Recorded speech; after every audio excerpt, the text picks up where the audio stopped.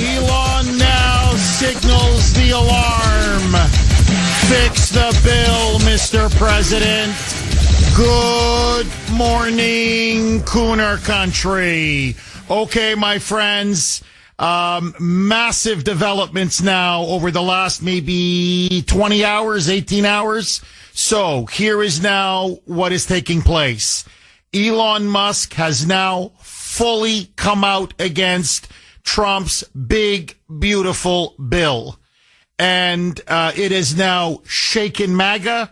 Many now of Trump's supporters are actually siding with Elon as we find out more and more about what's in this big, beautiful bill. And so listen now to what Elon Musk, this was on X, here is what he said, quote, "I'm sorry, but I just can't stand it anymore. This massive, outrageous, pork-filled congressional spending bill is a disgusting abomination. Shame on those who voted for it. You know you did wrong. You know it." Now, this is Elon. This is a man who has made a tremendous personal and financial sacrifice to get this, to get cuts in the federal bureaucracy, to expose so much of the waste, fraud, and abuse through Doge. And he has now come out and said there is so much spending in this bill, it is going to bankrupt our country.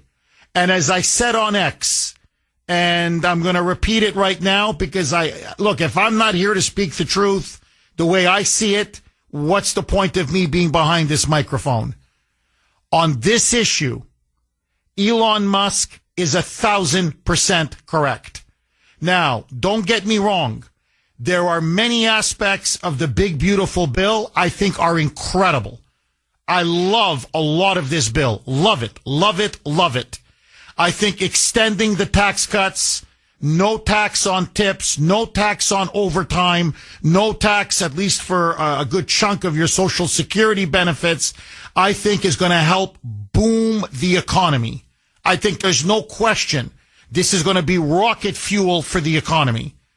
Also, the money that is set aside will not just build the wall, finally, seal the border, finally, but it will pay for the manpower resources that we need to deport millions and millions of illegals. Just on those 2 points alone, I think it's an incredible bill. There's more. There's more. It will rebuild our Navy and our military. We will now be fully caught up with China.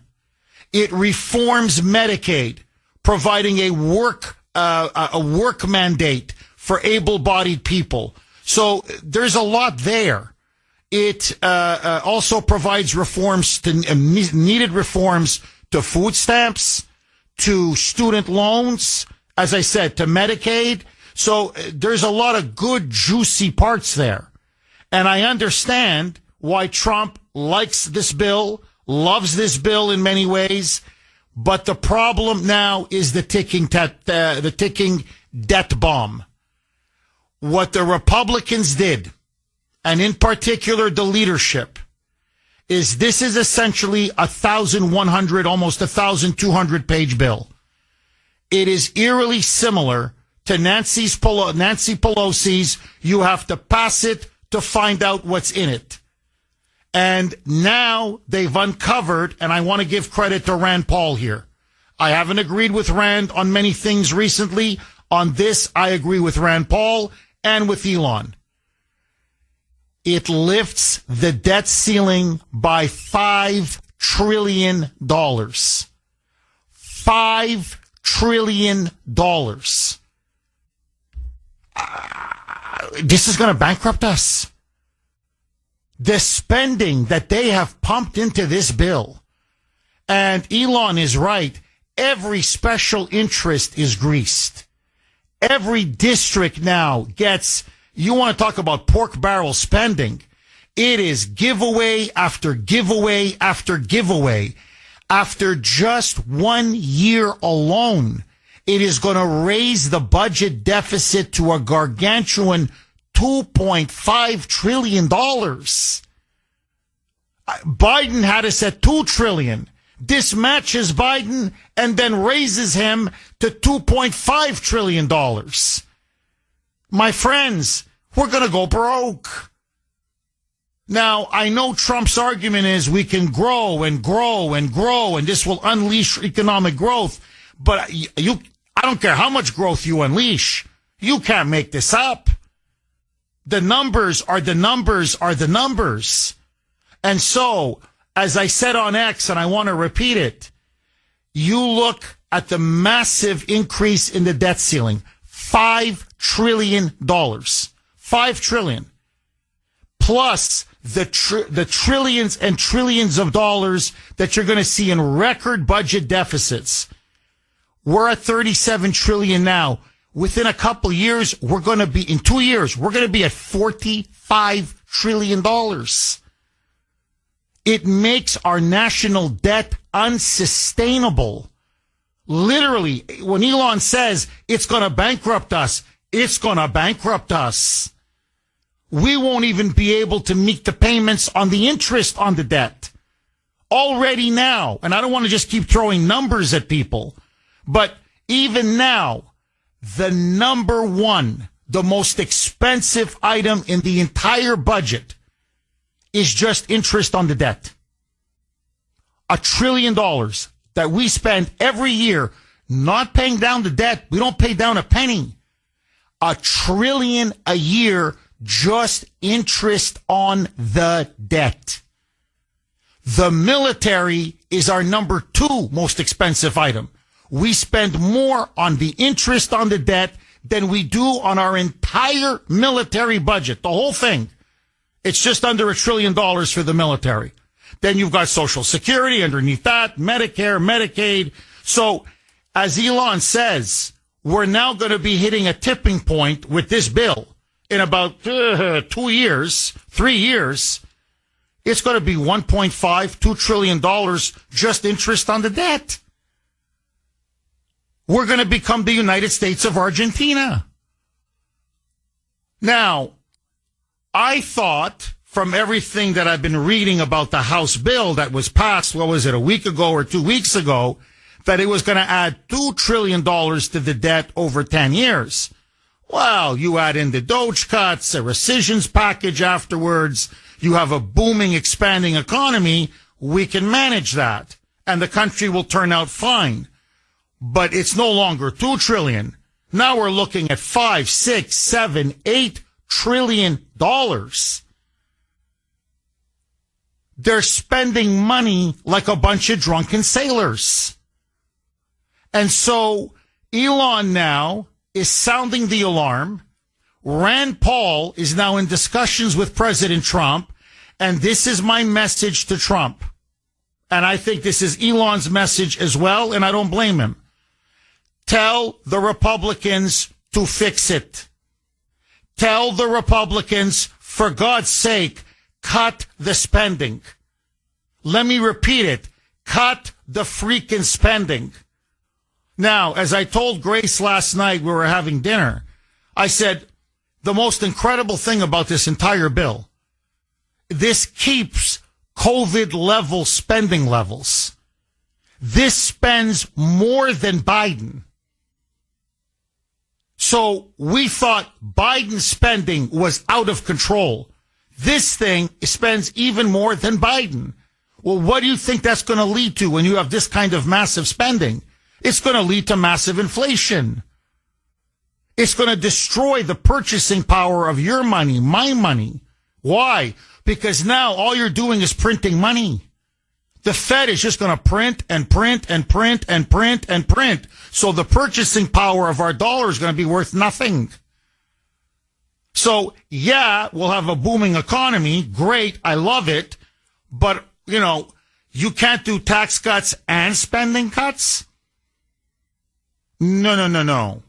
Here's what happened. And I said this to Grace, and I want to repeat it. Trump got screwed by the House Speaker again. Just like Paul Rhino Ryan screwed him in his first term, Johnson screwed him now in the second term. There was stuff in this 1,200-page bill. They loaded it up with everything. I mean, every special interest, every district, every constituency, you name it. They gave away the store. I mean, this spending it's outrageous. Now, COVID is over.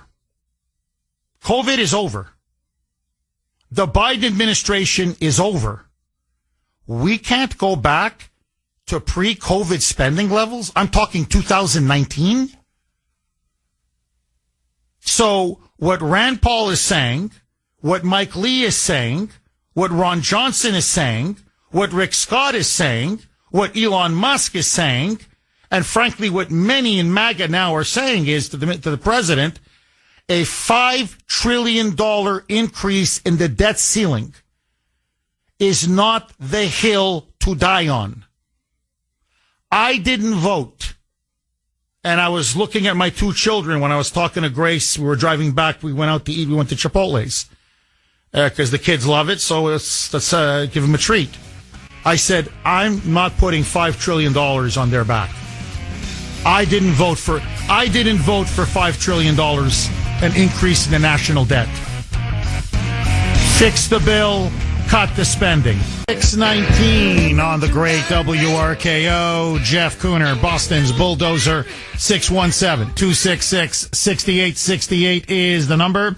Okay, Elon Musk now sends political shockwaves, really across the entire political landscape. MAGA now is on notice. They did not know some of the provisions in the bill. It's a 1,200-page bill. Again, it's like Pelosi's. You have to pass it to find out what's in it. So we're starting to find out now. And this is, you want to talk about out-of-control spending. Holy mackerel. Holy mackerel. So anyway, Elon now is sounding the alarm. He is now coming out completely against the so-called big, beautiful bill. Not that he doesn't like many provisions in it. He loves them. But look at it from his point of view. You know, and I was just talking about this with Sandy and Mike in our pre-show meeting. I go, look at the slings and arrows this guy has taken. The attacks on him personally. His life is literally in danger. His name is now mud for many, many Americans. He has to have 20 security guards around him, around the clock. Tesla dealerships firebombed. Tesla dealerships shot up. Tesla's being attacked, or Tesla drivers being attacked, because he dared to lead the charge on Doge to cut waste, fraud, and abuse. And he and his team found $175 billion in out-and-out corruption, blatant misuse of taxpayer dollars, saying, and there's more to find, saying, well, eventually we're going to get to 1 trillion. You watch. And he becomes persona non grata in Washington. The liberal media has a target on his back. And then you find out that they're going to raise the national debt ceiling $5 trillion.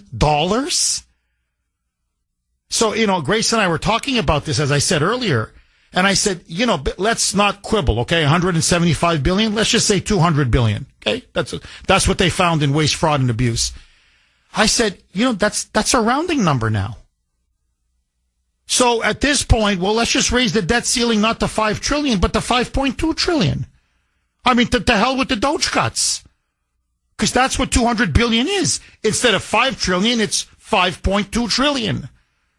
Like, there, hundreds of billions of dollars are now nothing in this bill. Nothing. And so Elon is looking at this and he's like, so let me get this straight. I take tremendous damage personally, financially, economically. My companies are hemorrhaging cash. And my family's living under constant death threats. And you guys, everything I've saved for the American taxpayer, you guys almost turn it into a rounding number because you're increasing spending and the national debt. And in fact, just so that you know, okay, Rand Paul went to the leadership And he said, I'll tell you what, we'll pass the bill. The big, beautiful bill. We'll pass it. Okay? We'll pass it. All the tax cuts stay. The border security stays. The military spending, everything stays. We don't cut a penny in spending. All we do, all I'm asking for is don't lift the national debt ceiling. Don't raise it by $5 trillion. Just raise it by $500 billion. That's it. Just $500 billion. Leadership turns to him and says, are you crazy? We'll be back in 3 months. We'll have to raise the debt ceiling again. Do you know how embarrassing that is for us? To have to keep voting to raise the debt ceiling? And Rand Paul's response is, we're going to burn through $500 billion in debt in 3 months?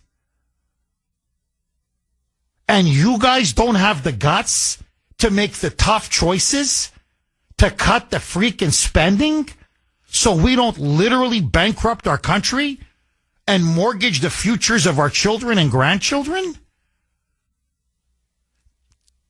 I'm sorry. No deal. No deal. Absolutely not. No way. No way. This is outrageous. Now, and remember, these are the same Republicans who excoriated Biden, rightly, for $2 trillion deficits and for adding $8, $10, $12 trillion to the national debt. And they were the ones who said, give us control of Congress. We're going to limit the scope and size of the federal government. We're going to cut the federal bureaucracy. We're going to cut spending. We're going to start to balance the books. We're going to start to be fiscally responsible. Now, under this bill, they're going to spend even more than the Democrats. So what credibility are the Republicans ever going to have again? But to me, forget the politics of this. I didn't vote to increase spending by $5 trillion. I didn't vote to have the national debt go from 37 trillion to 45 trillion in a couple of years. Have these people lost their mind? So, look, what they got to do is no. The answer is no. There's much in it. Everything that Trump campaigned on that's in the bill is magnificent. That we're going to keep, obviously. But no. The pork barrel spending.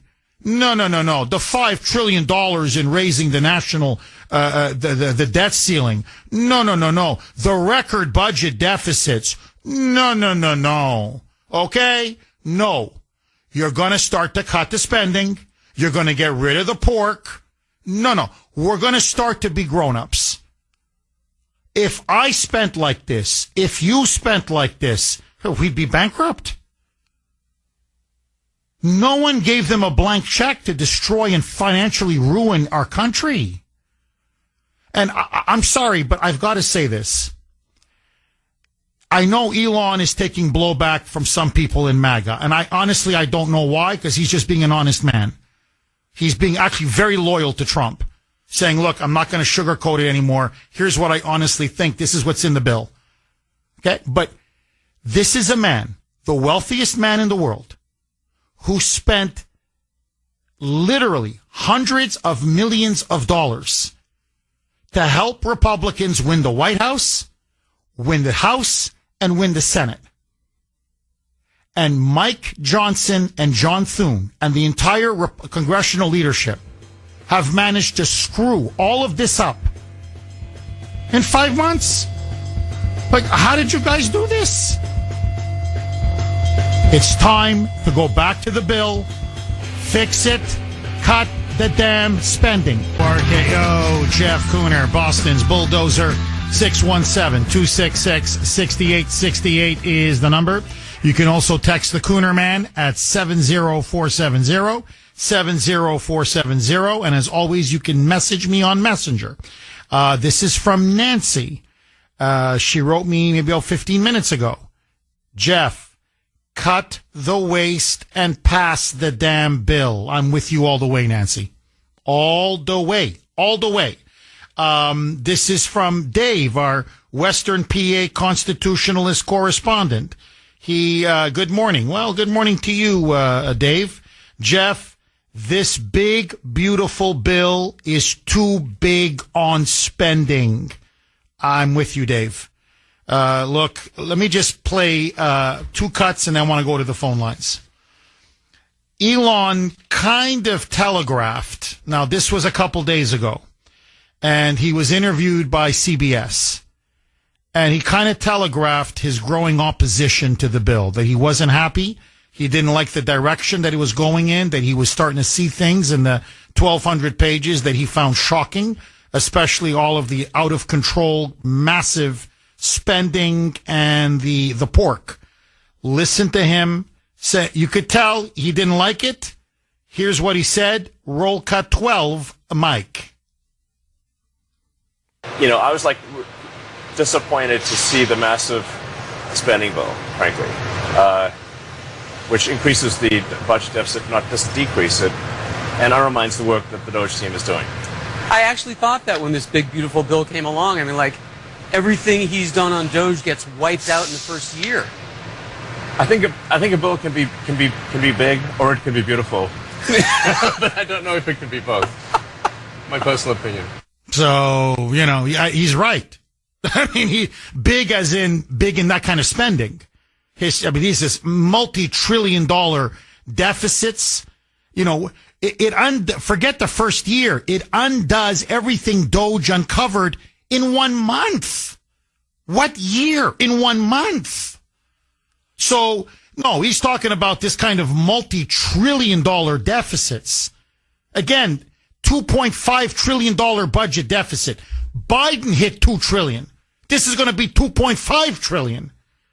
So he's like, look, it can be beautiful, but it can't be big as in spending and debt and deficits. No, it can't be. He's right. Now, so then he went on Twitter, X, yesterday. And again, I want to repeat what he said because this is now, the bill I think now is going to be fixed. I pray to God it's going to get fixed after Elon came out with his very public vocal opposition. So here's what he wrote. I'm sorry, but I just can't stand it anymore. This massive, outrageous, pork-filled congressional spending bill is a disgusting abomination. Shame on those who voted for it. You know you did wrong. You know it. And, of course, really hat tip to Rand Paul, who uncovered the increase of $5 trillion in lifting the national debt ceiling. I mean, this is so whoa. I thought we were talking $2 trillion that we were going to be spending over 10 years. No, these guys want to spend $5 trillion in the next 2 years. Whoa. All right. Peter Ducey on Fox. Of course, this is massive news. This now puts the bill in. It's got to be changed. I don't think it's going to sink it or tank it. But now it gives the critics, the Republican conservative critics of the bill, a tremendous amount of support in their argument. We got to start to cut the spending. Come on. This leadership is screwing Trump, screwing MAGA, screwing the country, screwing our children, our grandchildren. No, this is out of control. So, Ducey asks Caroline Levitt, is Trump mad at Elon for so vocally and forcefully coming out against the bill? Listen to her response. Roll cut 12A, a mic. How mad do you think President Trump is going to be when he finds out that Elon Musk said, I'm sorry, but I just can't stand it anymore. This massive, outrageous, pork-filled congressional spending bill is a disgusting abomination. Shame on those who voted for it. You know you did wrong. You know it. Look, the president already knows where Elon Musk stood on this bill. It doesn't change the president's opinion. This is one big, beautiful bill, and he's sticking to it. I don't know. I think this is, I don't know if this is the hill he should die on. I don't. And I think it's sort of like political gravity. And I understand where Trump is coming from. Please don't get me wrong. I love the guy. And there's so much in this bill. I think it's going to be it's going to be one of the greatest bills this country's ever passed. As I said, I think just the tax cuts alone, you're looking now at a massive economic boom. You're going to see the stock market skyrocket. I think you're going to see wages go way up. I mean, we're going to be looking at an economic expansion maybe unrivaled in the history of the United States. Never mind, it builds the border wall. It provides $150 billion for mass deportations. I mean, there's so much there. The Golden Dome, a missile defense shield that will protect our homeland really for the next 20, 25, 30 years. There are amazing, incredible aspects to this bill. But guys, come on. This is a level of deficits and debt that is unsustainable. And I think on that, Elon is correct. And so what I'm hoping is that Trump gets on the phone with Elon, gets on the phone with Rand Paul, gets on the phone with Mike Lee, and says, okay, where can we cut? All right, how do we improve this? How do we fix it? We've got to get the spending down, obviously, and send it back to the House and then get it passed. But I don't know if it can survive as is. I mean, maybe, I don't know. So I want to, here it is. I want to set the table, then I want to take everybody's calls. 617-266-6868 is the number. Let me ask you a series of questions. Number one, do you agree with Elon Musk's criticism of the big, beautiful bill? Or do you think he should have just stayed silent? Do you feel that Elon in some ways has betrayed the president? I'm just curious. On the larger issue itself, are you now for or against the bill as is? There's no question there are many outstanding aspects to the bill. But as is now, do you support it? Or do you think Elon and the fiscal hawks in the Senate are right that they need to cut the spending? And not by a little, but by a lot. Where do you stand on this? 617-266-6868 is the number. And let me ask you one final question. We're now looking at $5 to $8 trillion with a T that is going to be added now to the national debt. It's going to break the bond market. People are saying this could lead to massive inflation. It could lead to interest on the debt exploding to 1.5, even $2 trillion. Is this a bridge too far? In other words, has the swamp now almost planted the seeds of its own destruction by spending so outrageously, so recklessly, so irresponsibly that now the country is just going to say, no, we're done. We're done. You guys are spending, really, you're going to spend this off a fiscal cliff. Is this just too much spending that will break our economic back? That's Elon's central argument. And honestly, on this issue, I think he's right. But that's me. And if you disagree with me, I want to hear from you. So 617-266-6868. I promise your call's next. It's 50 on the great WRKO. Jeff Kuhner, Boston's bulldozer. 617-266-6868 is the number. Okay, Elon says the big, beautiful bill has got way too much pork and spending. He now says it is a disgusting abomination. It is going to lead to record debt, record deficits, and will essentially bankrupt the United States in a couple of years. Cut the spending. Do you agree with Elon? Anthony in Michigan. You're going to kick us off, Anthony. Thanks for holding and welcome.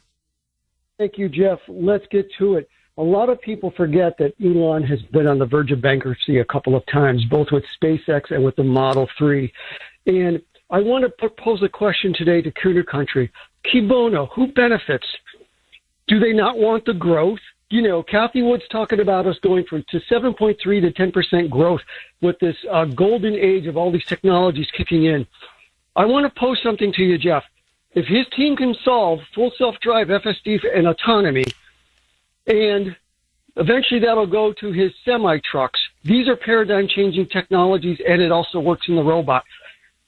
If he can do that, why the heck can't Congress balance the budget? His team could probably write a program to do it. And this drives me crazy because, you know, I'm going to pose a question, and there's probably a lot of people that work for Fidelity in the audience. Why the heck do we need a bond market to fund all this stuff? To balance a budget, you and Grace do it at home, don't you? Come on, guys and gals. I'm so disgusted with all of them, Jeff.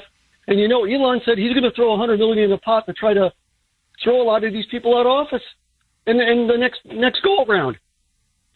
Well, you're right. That's what he said, that if they pass this as is, because, you know, he likes a lot the Trump campaign promises he loves that are in the bill.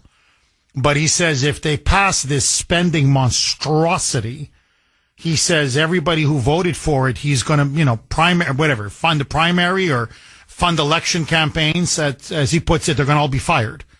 He says the people are not going to put up with this. And, you know, Anthony, I think the Republican leadership, I think they've misread the room. They just thought, well, just, you know, get it done by hook or by crook. And I don't think they realize, yeah, we want what Trump promised, but we don't want $5 trillion added to the national debt within 2 years, for God's sake, raising the national debt ceiling. These people are insane.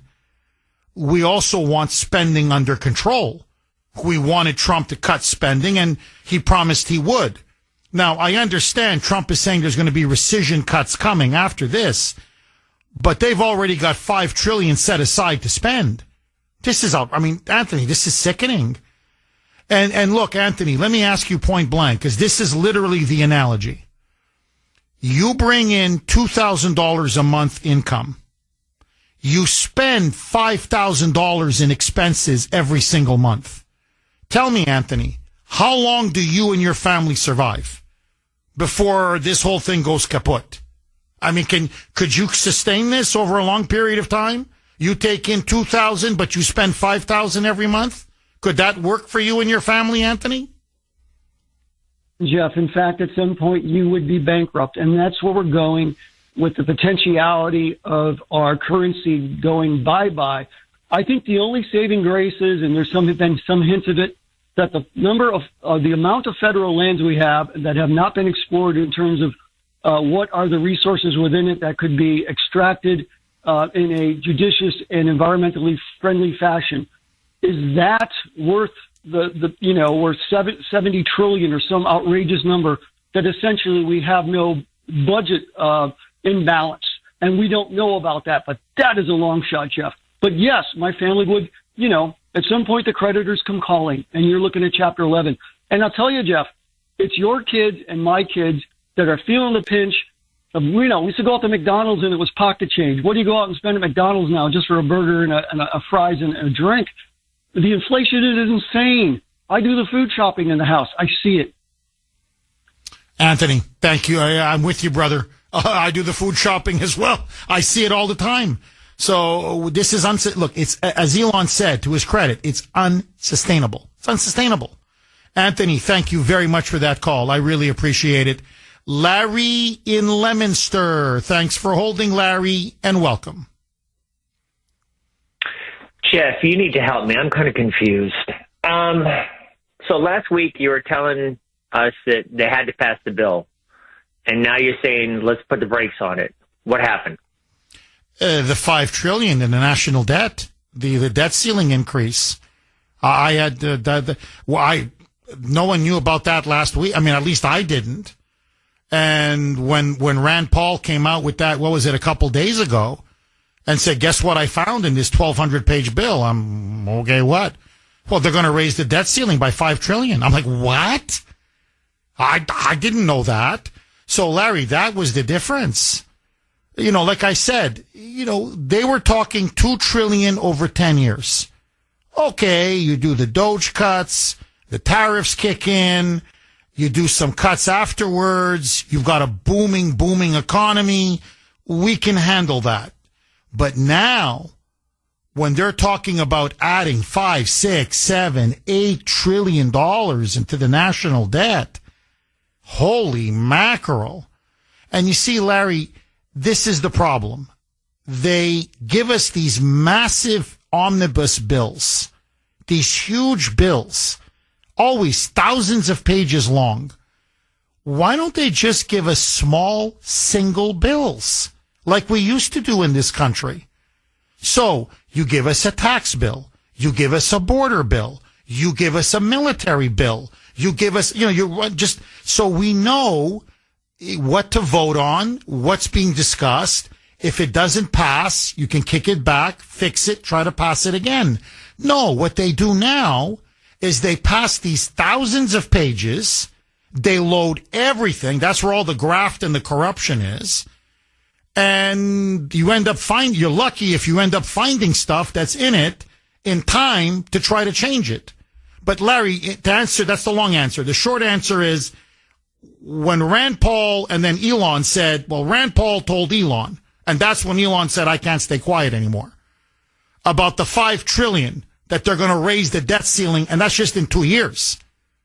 And in 2 years, the $5 trillion's already, we're going from 37 to 42 in 2 years, plus a $2.5 trillion budget deficit. So we're basically at 45 trillion in 2 years, 3 years. I didn't know there was that much spending. I almost said it. Holy mackerel. So that's what changed me, Larry. But go ahead, please. Jeff, you can't do that. You can't change. We're in a cult. I've been told for the last year that MAGA follows whatever we're told to do. How is that possible? You change your mind, Jeff. I'm sorry, Larry. Larry, let me ask you, my friend, are you with Elon on this, or do you think Trump should dig in and just get this thing done as is? I'm for term limits. This is a prime example of why we should have term limits by now. There should be two separate bills.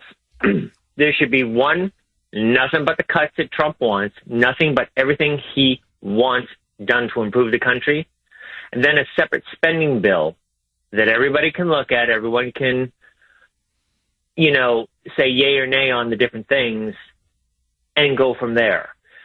The only saving grace, in my opinion, right now is actually the Democrats, if you can believe this. They are so painted into a corner, they're not allowed to agree with anything the Republicans do or say, especially Trump. Because of those, what we talked about last week, 4 holdouts that now we know why they're holding out, this would have passed without a Democrat vote. They're not going to try and pass it now because they're still stuck on everything Trump does is bad. We can't vote for anything. Just like they couldn't, you know, clap for a 13-year-old cancer survivor. That's the only thing that's given them time to, in my opinion, to say, hey, we're ringing this alarm bell. We got to fix this before we get it passed. You're dead on. Larry, I think you put your finger right on it. And look, just, you know, and again, Rand Paul, I got to give him his due, came out and said, here, why don't, you see, like, leadership doesn't want to do this. He goes, but why doesn't leadership just go back and say, here, we're just going to pass the tax, no tax on tips. It'll pass the House. It'll pass the Senate. Trump will sign it. Force the Democrats to vote against it. Boom, get it out of there. No tax on overtime. Same thing. It'll pass the House. It'll pass the Senate. Democrats will vote against it. First of all, it's politically it will devastate the Democrats. But Rand Paul's point is, then we know where everybody stands on every single issue.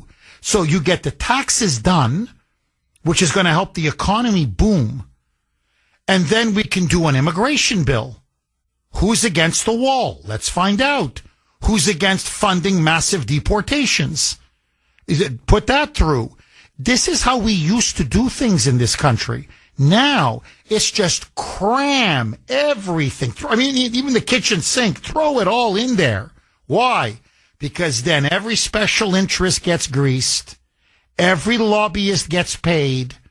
Everything, they spend everything under the sun. They fund everything under the sun. And it's the corruption. They don't want to stop it. So you're right, Larry. Just break it up into chunks and just pass, up or down. And the Democrats will be forced to vote against it because they're consumed with Trump derangement syndrome. And they'll never win another election in Nevada again. You didn't vote for no tax on tips? Out. Hold on. Any working class area. Hold on. You didn't vote for no tax on overtime? Out. You didn't vote for the wall? Out. You didn't vote for, adding thousands of people to ICE and Border Patrol for the mass deportations?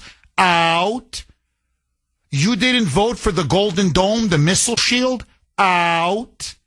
Hold on. You didn't vote to get 1.4 million illegal aliens off the rolls of Medicaid? Out.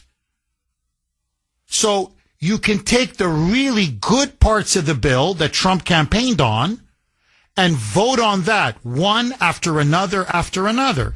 Instead, you've got Big Mike and Senator John Thune telling Trump, hey, no, Donald, we got, Mr. President, we got it. One bill, one big, beautiful bill, like you said. One big, beautiful bill. And it's easy peasy. And by July 4th, we get everything done and we can go and have a nice summer break. And now we know why. They wanted to load the thing up with pork. And you've got poor Elon Musk breaking his back, working 20 hours a day, working at Doge, and they're finding cuts, fraud here, waste there, abuse there. And he looks and says, what? You guys are going to wipe out my Doge savings in less than 4 weeks? $5 trillion added to the national debt? Again, Rand Paul, I don't want to repeat myself. Rand Paul goes to the leadership and says, you got it. You got it. Everything in the bill, we will vote for. One change. You don't lift the debt ceiling to $5 trillion. You just lift it to $500 billion. That's $500 billion. Thune tells him to his face, we'll be back in 3 months. Rand Paul says, what? We're going to burn $500 billion in 3 months? And he's like, yeah. He goes, you people are insane. You're spending us into bankruptcy. He says, no, then come back in 3 months and then vote to raise the debt ceiling again. And this time you're going to be forced to make spending cuts. And they don't want to do that. So Rand Paul caught him. So that's why, honestly, if the president's people are listening, here's my advice. Rand Paul's giving everybody an exit ramp. The president, if he wants the bill as is, fine. Say, I'm with Rand on this. Change one thing. One thing. Just one thing. You don't raise the debt limit to $5 trillion. Raise it to $500 billion. That's it. And we'll come back in 3 months. That's how much we're going to spend this money in 3 months? Okay. We're going to come back in 3 months. And then the next time you got to raise the debt ceiling again, cut. You're going to be held accountable. You're going to make tough choices. You're going to have to make some real spending cuts. Not just yak. You're going to have to really do it. We'll see. But Larry, what's very clear to me is they don't intend to cut a penny. So Elon is looking at this and saying, so I'm left holding the bag? I do all the hard work. I find all the waste, fraud, and abuse. My name is in the mud. My company now has lost billions and billions of dollars. I sacrificed so much. And these guys are going to turn everything I saved into a rounding number? $5 trillion? And we're not going to have I'm telling you, financially, there's no way you can survive this. And that's why Elon's saying, look, guys, it's a disgusting abomination. I mean, this is Joe Biden on steroids. Larry, final word to you. All right, Jeff. We had this discussion back during Trump's first term. We were talking about the VA.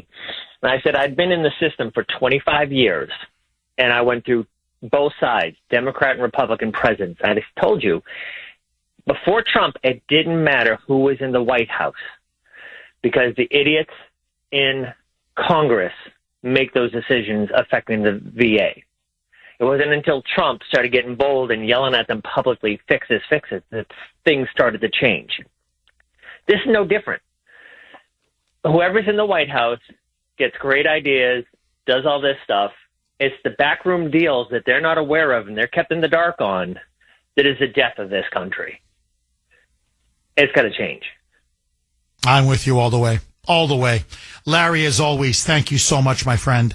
John in Bedford. Thanks for holding, John, and welcome.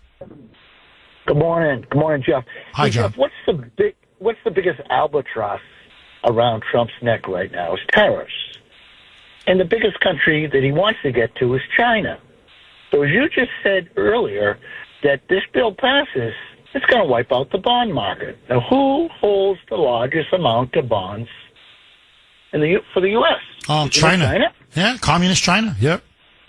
So it'll wipe out the bond market, bring them to the table faster than and they know this bill is out there floating around, and Rand Paul and Elon making a mess of it, pretending to make a mess because Trump's the master of the art of the deal. So they're out there going, we're going to get decimated. This bill passes. China's looking at each other going, we're decimated. We won't have nothing. So, and that's where Trump wants them, but nothing. Once China falls, everybody falls. The Democrats fall.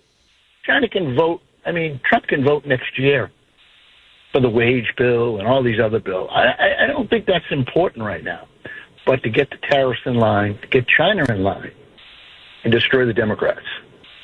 So, John, I think what you're saying is just pass the bill, correct? Pass the bill. It's the art of the deal. He knows what he's doing. Pass the bill. The bill probably won't even get passed. China will come to the table screaming because they're the largest bondholder in America, right? Trillions. They have trillions. If they want their money back tomorrow, it would bankrupt us, right? I would assume that would be the case. John, and I think your further argument would be that the spending cuts, although, Kuhner may want them, Elon may want them, many people may want them, it's not going to pass the House. And if it doesn't pass the House, because the rhinos won't vote for these spending cuts, then you're going to get nothing. You're going to get no bill. And then you're going to have massive tax increases are going to kick in because the 2017 tax bill is going to expire. And so that's going to destroy the economy. So I think your argument is, I would assume on top of your argument would be, it's the only game in town. Pass the bill. If you want to cut spending, do it later, but pass as is. If not, you're looking at a massive tax increase, correct? Pass it. That's going to bring China right to the table because it's going to destroy. The bottom line is it's going to destroy the bond market. And the bond market's held by China. So how are you going to get them to the dance floor? Interesting. Very interesting. John, thank you very much for that call. I really appreciate it. Look, let me ask all of you. You just heard John. He's saying just pass the bill. Trust Trump. He knows what he's doing. We can handle the debt down the road. But right now, what's important is get the economy booming again, get the border secure, fulfill his central campaign promises, and it will be used, even this will be used as leverage against China. Agree, disagree, who do you side with on this? I want to hear from everybody. 617-266-6868. Elon Musk now against the bill. He says it's an absolute abomination. Do you agree with him? And do you feel that maybe he stabbed Trump in the back? That's what some are saying. Not many, but some are saying that. I'm just curious if you feel that way. And furthermore, if you were a member of Congress or a member of the Senate, would you try to pass it as is? Or do you think they need to start cutting the spending now? How would you vote now? 617-266-6868. And let me just ask all of you, is it me or is this like a clown car that you've got Mike Johnson and John Thune? I mean, I'm looking at this and I'm like, first it took them 6 months to put this thing together. We're now June. The bill, if we're lucky, will be on the president's desk by July 4th. And now we find out there's a massive, gargantuan amount of spending, unprecedented spending in this bill. Are they screwing up their majority right in front of their eyes? 617-266-6868. Your calls next. 719 on the great WRKO. Jeff Kuhner, Boston's Bulldozer. 617-266-6868 is the number. Okay, before we go to the phone lines, Wednesday, you know what it is at this time. Truth or troll. Take it away, Mike. And now, America's favorite game show, where you get to decide on the Kuhner Report. This is Truth or Troll. Today's entry for Truth or Troll comes from President Trump speaking to reporters in the Oval Office when he's asked to give marital advice to Emmanuel Macron after video surfaced of him being publicly humiliated by his wife. This week there was a video on board a plane that showed the First Lady of France slapping her husband, Emmanuel Macron. Do you have any world leader to world leader marital advice? Make sure the door remains closed.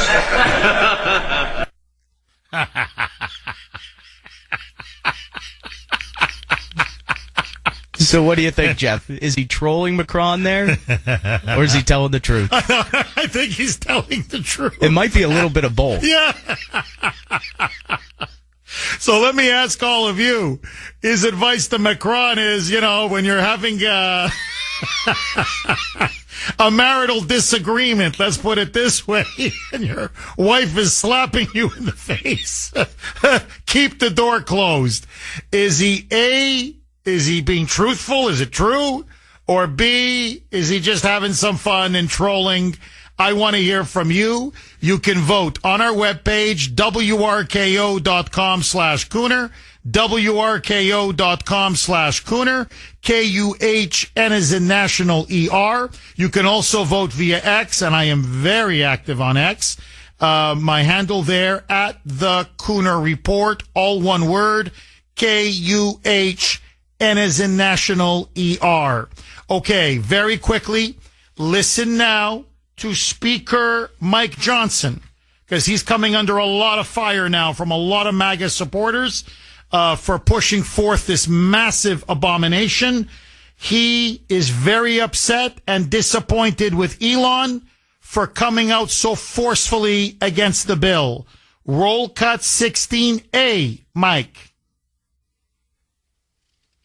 Just called the bill disgusting. Yeah, let me say this. It's very disappointing. Okay, I've come to consider Elon a good friend. He's obviously a very intelligent person, and he's done a lot of great work. We've applauded all the work they've done with Doge and identifying fraud, waste, and abuse in the government. It's a very important service that's been performed, and we're so excited about it. We're now in the process of codifying that. As you all know, the administration has qualified and quantified the fraud, waste, and abuse that we found in Doge. They're sending it to us to codify, and that's what we'll be doing with the rescissions package and the appropriations process. And so that's something we're very excited about. But with all due respect, my friend Elon is terribly wrong about the one big beautiful bill. So he says that Elon is terribly wrong. Now, again, notice the rescissions package. But that's going to be later. That's going to be after they pass the bill. So it's always the same. It's always we spend. We're going to have massive deficits, raise the debt ceiling, this time now by an incredible, unbelievable $5 trillion. But don't worry, trust us, we're going to start cutting in the future. I don't believe them. You may disagree with me, please. If you think they should pass the bill as is, I want to hear every side of this. I respect Kuhner country. I respect MAGA, and I know there are a lot of differences on this. People disagree, honestly disagree, but I don't believe them. I don't believe them.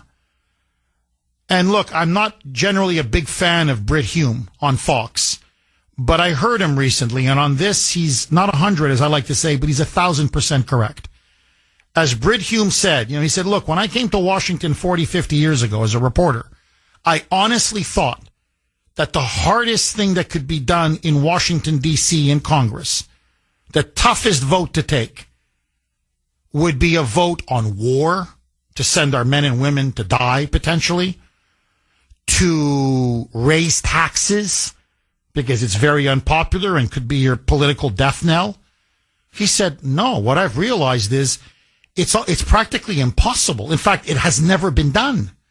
In 50 years that I've been covering politics, it has never been done. It's the one thing that it's nuclear. It just can't be done. And that's a spending cut. An honest to goodness, real cut in spending. He goes, it's impossible. The members don't want to do it. The lobbyists don't want it. The special interests scream and squeal like pigs. Voters hate it if any program or any grant or any funding is cut whatsoever. So one of the things I want to stress to everybody, all of you out there in Kuhner country, is when the Democrats go on about kicking Granny off a cliff and, they're going to starve. This cuts Medicaid. This cuts health care. They're lying through their teeth. In Washington, you know what's considered a cut? A decrease in the amount of the increase in spending. So say we're spending $200 billion on something. And the budget, and they say, well, we want to spend $300 billion. The Republicans say, nah, let's spend $250. Literally, this is what they say. This is a 50% cut. What cut? It just slows the rate of increase. We're at $200 billion. We're now going to be spending $250 billion. But no, they were projecting or wanting $300 billion. So they go, well, we're going from $300 billion to $250 billion. My God, look at these cuts. No, there's never been a spending cut in 50 freaking years. Honestly, it's like my family. I swear to you, it doesn't matter whether it's my wonderful wife and my kids, my in-laws, my sister. It doesn't matter. Congress runs exactly the way my family runs. I'm like, spending never goes down. Every year, the family budget, it always goes up. It's always up. We don't even cap. It's not even, okay, it's just don't spend. Don't spend anymore. You're spending a lot. Just keep the spending as is. We'll get more money coming in. No, it's always more and more and more and more and more. And then when you say no once in a while, they start yelling and screaming. That's Congress. That's Washington. KO, Jeff Kuhner, Boston's Bulldozer, 617-266-6868 is the number. Okay, just give me about 60 seconds because I want to go to the phone lines. But this is what I mean when I say this has got to stop. They've been doing it now for so long, I don't know if they can stop. But these massive, huge, pork-filled, these massive bills, these outrageous bills where they just throw everything in there, thousands of pages long, because this is what happens. Nobody has time to read the whole bill. So listen now to Marjorie Taylor Greene. This is, in fact, I want to give a hat tip to Grace. Grace was the one who sent me this story, just about maybe 15 minutes ago. So, Marjorie Taylor Greene, to her credit, says, I'm going to be honest with all of you.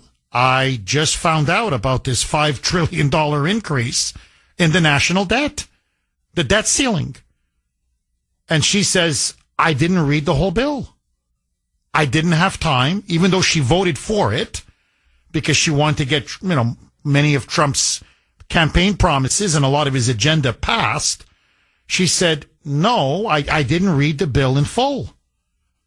And she said, I agree with Elon's criticisms after looking into the bill in a much more in-depth way, reading more and reading more and reading more. She says he's completely right. And furthermore, there's a section on artificial intelligence, with some of the callers in this audience already pointed out, some of these provisions that she's dead set against, that they have to be removed as well. So it seems to me, no matter what, they're going to have to fix some of the bill. No matter what, they're going to have to fix it. Well, at this point, if you're going to have to fix it, you're not going to pass it as is, then cut the spending. Now, my larger point is just this. It's an obvious one. That's why they want these big bills. Because everybody knows who's going to read 2,000, 3,000, 4,000 pages.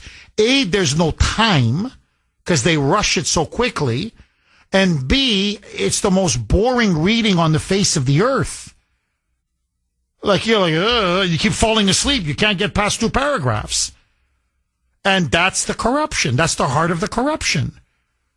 And that's when they can pay off the lobbyists and the special interests and their donors. And they don't care about us. They don't care about our children. They don't care about the long-term economic, financial, fiscal health of our country. They don't care we're mortgaging the futures of our children and grandchildren. What do they care? They're there to line their pockets and to pay off their donors. And that's, again, what this bill does. And that's why I agree with Elon. Just cut it. Cut the spending. No, take out the pork, take out all the subsidies, take out all the giveaways, take out all the goodies, and get the, don't add $5 trillion. I don't think we're asking for too much. Or at least I don't think I'm asking for too much. Agree, disagree, 617-266-6868. And it seems to me, correct me if I'm wrong, but, it's what I said to Grace again last night. I said it's almost like this country is becoming like a heroin addict, but when it comes to debt. Congress is addicted to debt. It just can't stop spending. And record spending. And unprecedented spending. And almost mindless spending. And wasteful spending. And so we've got a country now, 37 trillion in the hole, 37 trillion with a T. We're the most indebted country in the history of the world. They want to add this bill 8 trillion to the national debt. In 2-3 years, it's at 45 trillion. It's just, and it's not just, look, I'm telling you, this debt is going to choke us. It's going to suffocate us. It's going to crush us. But it's not just Congress. Many Americans, and honestly, I include myself in this, credit card debt, personal debt, everything's on debt. Everything's on credit. It's as if our whole country runs on debt. Because it's not just members of Congress. It's many, not all, obviously. Many people save. And look, we try to balance our budget. Don't get me wrong. But what I'm saying is, it's as if our whole country is addicted to debt. And eventually it's going to catch up to us. And I'm sorry, but when it comes to the government and it comes to the budget, that's our children and our grandchildren. And I can't think of anything more selfish that we're going to keep, giving ourselves massive spending increases and give the kids the bill. So we spend on ourselves and we spend on ourselves and we spend on ourselves because we don't want to make any kind of sacrifices. But our children are going to be left having to pay for it? That's wrong. That's just wrong. It's wrong. It's generational theft. And I'm sorry, I did not vote for $5 trillion in increasing the national debt.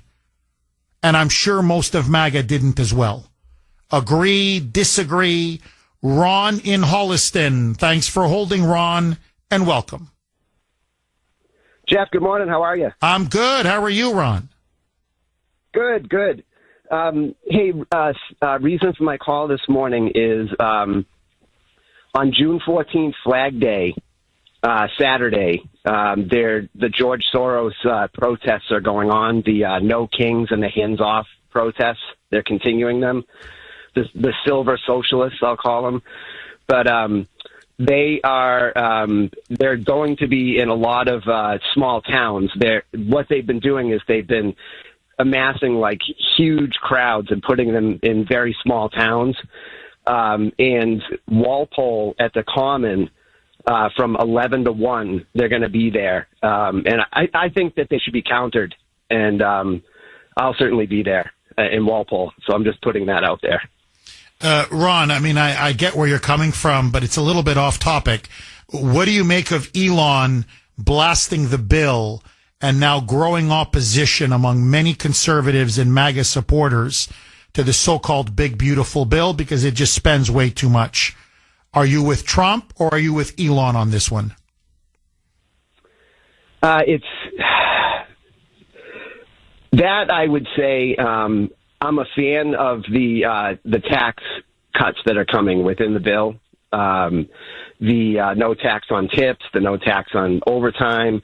I don't know if they are forwarding the idea of I remember they were talking about no federal income taxes on people earning below $200,000 a year. I think that those things along with the tariffs would offset a lot of things and put a lot of money back into a lot of people's pockets. Now, as far as I'm against expanding the debt.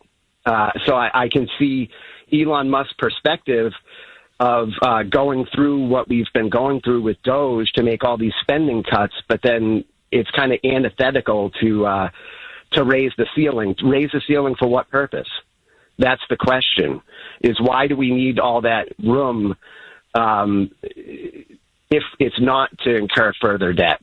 So I think that there's some hard questioning that needs to go on, and hopefully that will put forward a better bill than what is in its current form. I'm with you. And very well said. Very well spoken, Ron. Ron, thank you very much for that call. Make it better. Fix it, improve it, and cut to me, cut the spending. You know, at least make it somehow fiscally responsible, and keep everything else that Trump campaigned on, because I think it's brilliant. Okay, let me ask all of you. 617-266-6868. Can this bill be fixed? Or let me ask you, if it doesn't pass, this is the problem. If it doesn't pass because of the spending cuts, then the rhinos won't vote for it in the House. Will this paralyze and tank Trump's agenda? Will this be the end of his presidency effectively? And the economy will go downhill if these tax cuts don't pass. Oh, Jeff Kuhner, Boston's Bulldozer, 617-266-6868 is the number. Okay, let me ask you, it's the Kuhner Country poll question of the day, sponsored by Mario's. Mario's Siding, Roofing, and Windows. Why do you think Elon left the way he did? In other words, he left the Trump administration. What was it, last week? They made a big deal. He was in the Oval Office. Trump personally thanked him. They both praised each other. Trump gave him a very nice send-off. So why do you think Elon Musk left the Trump administration? Is it because A, it was really the predetermined end date? In other words, it was 120 days. He was a special government employee. That's the limit. 4 months. He did his 4 months, and that was the deal, and he left. Or B, that he's no longer on the same page as Trump, especially when it comes to this so-called big, beautiful bill. He wasn't happy with it, and it was clear he wasn't happy with it, and he just felt he couldn't stomach it anymore, and that's why, because of policy disagreements, that's because he left. So, is it A, he just left because that was the predetermined end date, or do you think B, he no longer agrees with Trump on every single issue, and in particular when it comes to this big, beautiful bill? A or B? I want to hear from you. You can vote on our webpage, WRKO.com/Kuhner, WRKO.com/Kuhner, KUHN as in National ER. You can also vote via X. My handle there, at the Kuhner Report. One word, KUHN as in National ER. Russ in Boston, you've been holding patiently, Russ. Thank you and welcome. First of all, Jeff, it is extremely rare that I disagree. Not only that, if you say it's okay, I'm going to screw up your truth or troll. Is it okay? Yeah, of course. Go ahead, of course. All right. I heard it directly from the president. It is true. What he said is true.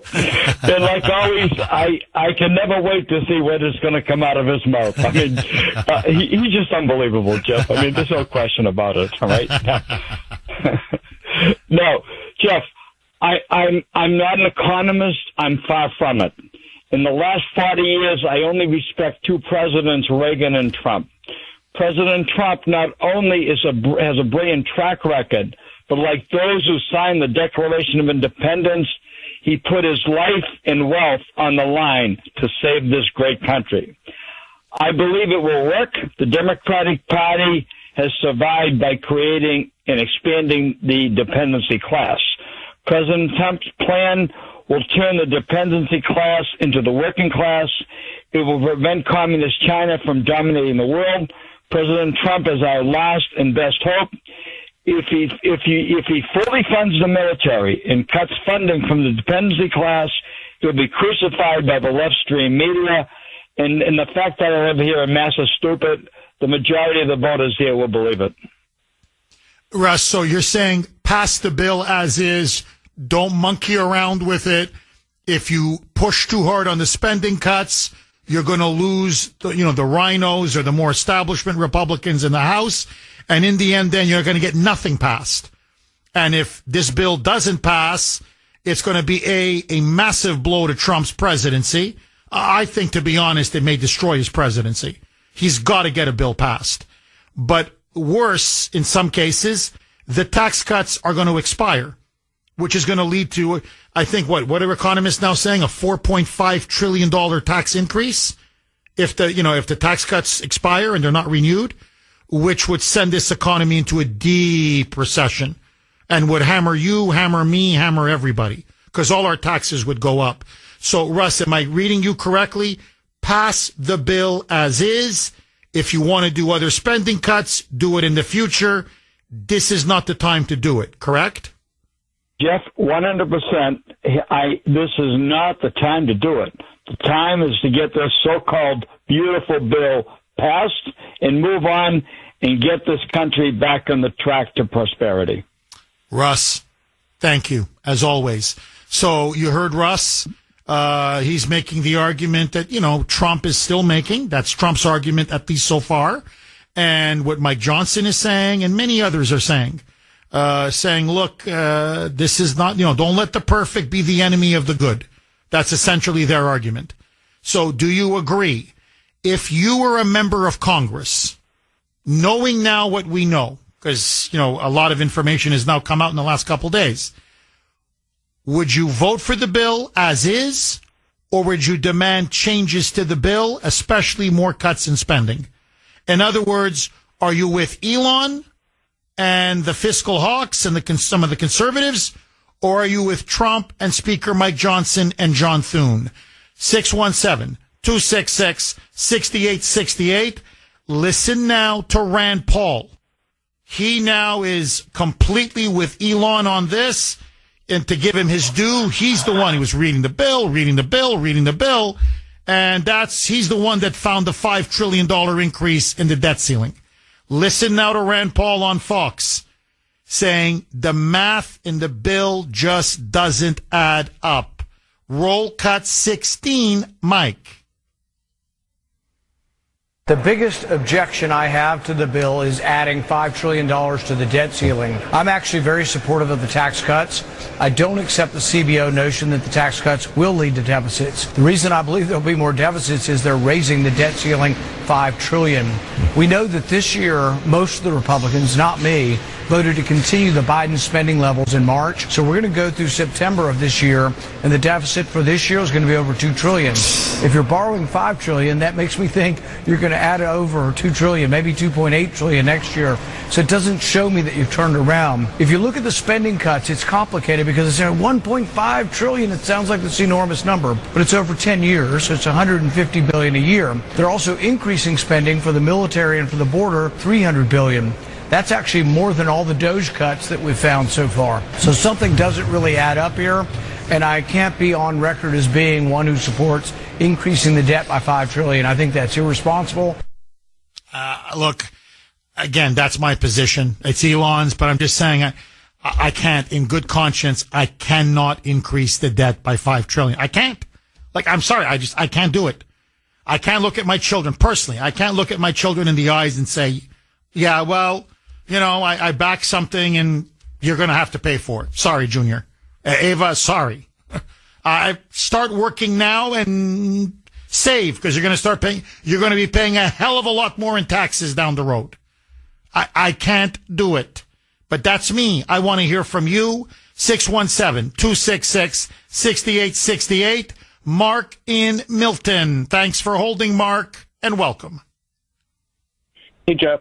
Thanks for taking my call. My pleasure. Someone called last week and complained about the bill, comparing it to Nancy Pelosi's statement that, well, we have to pass it to see what's in it. Oh, wait, that was actually me. I don't care if these people have to work all summer. Why?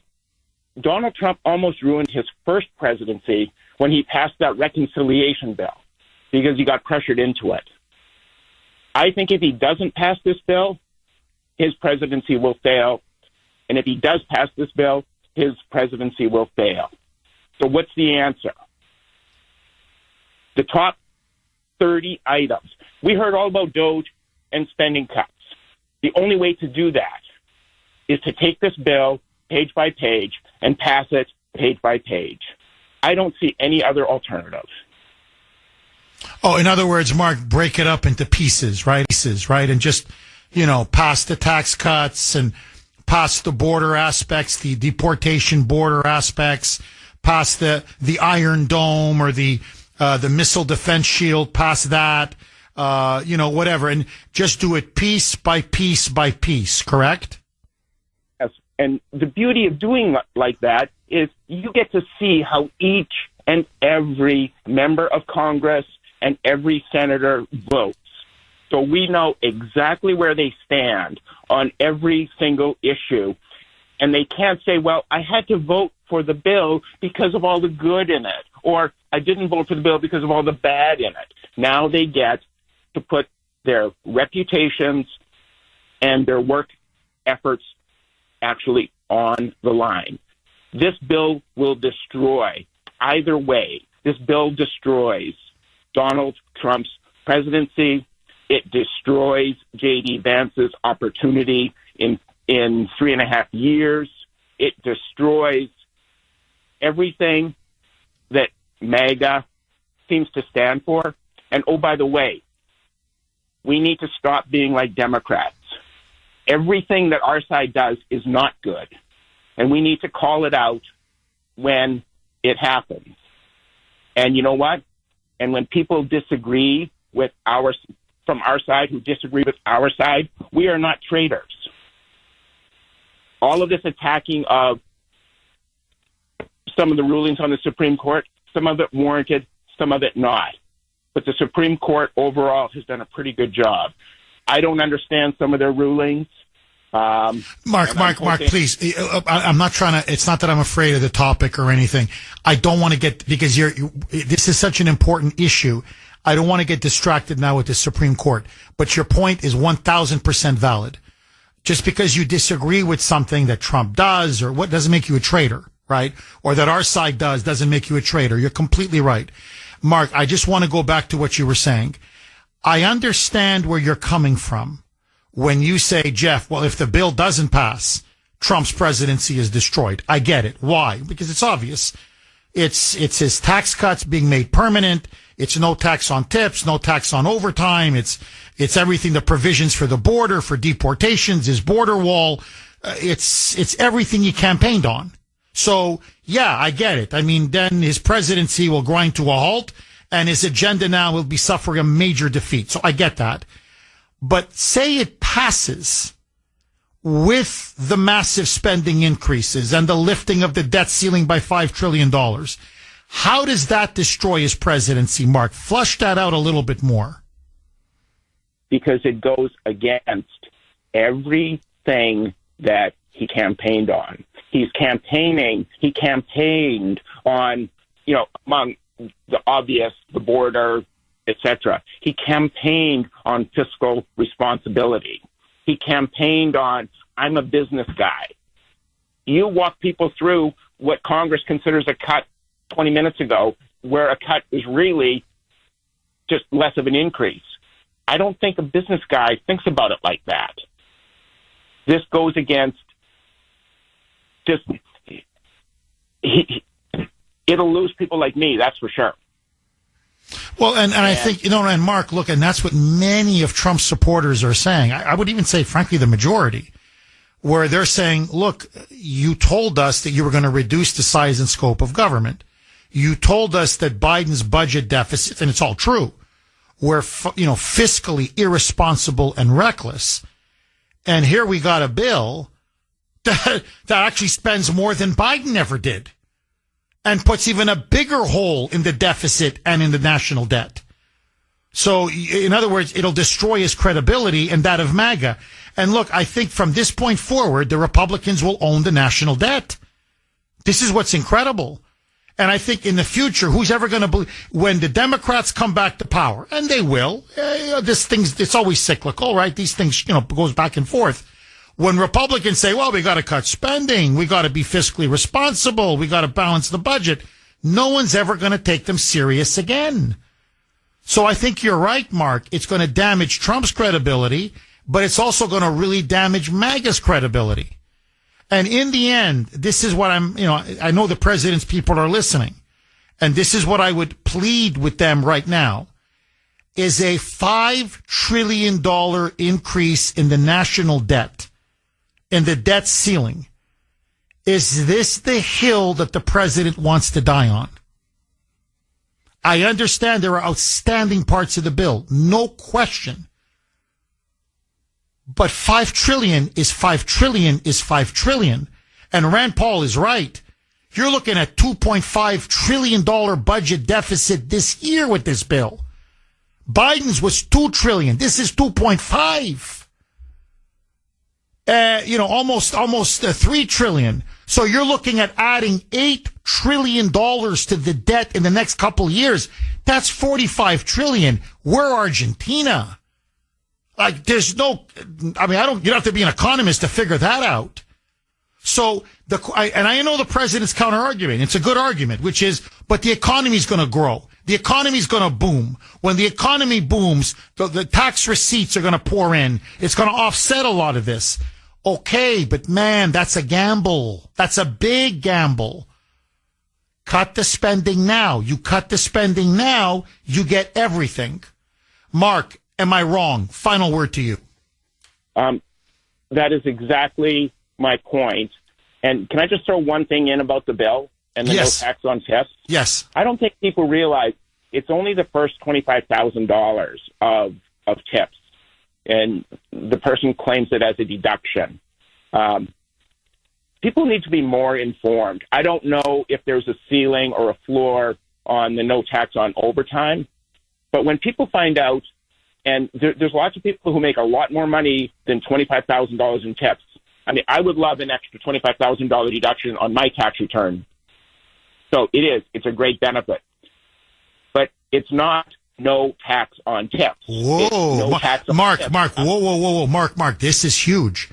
I thought, from again everything I read, it's no tax on tips. Period. 25,000, 50,000, whatever, 100,000 is a bartender or a waiter or waitress, server, whatever you make on tips, you keep. You're saying, Mark, it's only up to 25,000. After 25,000, it taxes tips. Fine. I don't know if they're two separate bills. I read the Senate bill, and it said there's a ceiling of $25,000. Yes. So okay, I get really tired of even my people. No tax on tips. First of all, I don't like it because it creates a separate class of earners, and I don't. We got to stop pitting people against each other. Just lower everybody's taxes across the board. But that's beside the point.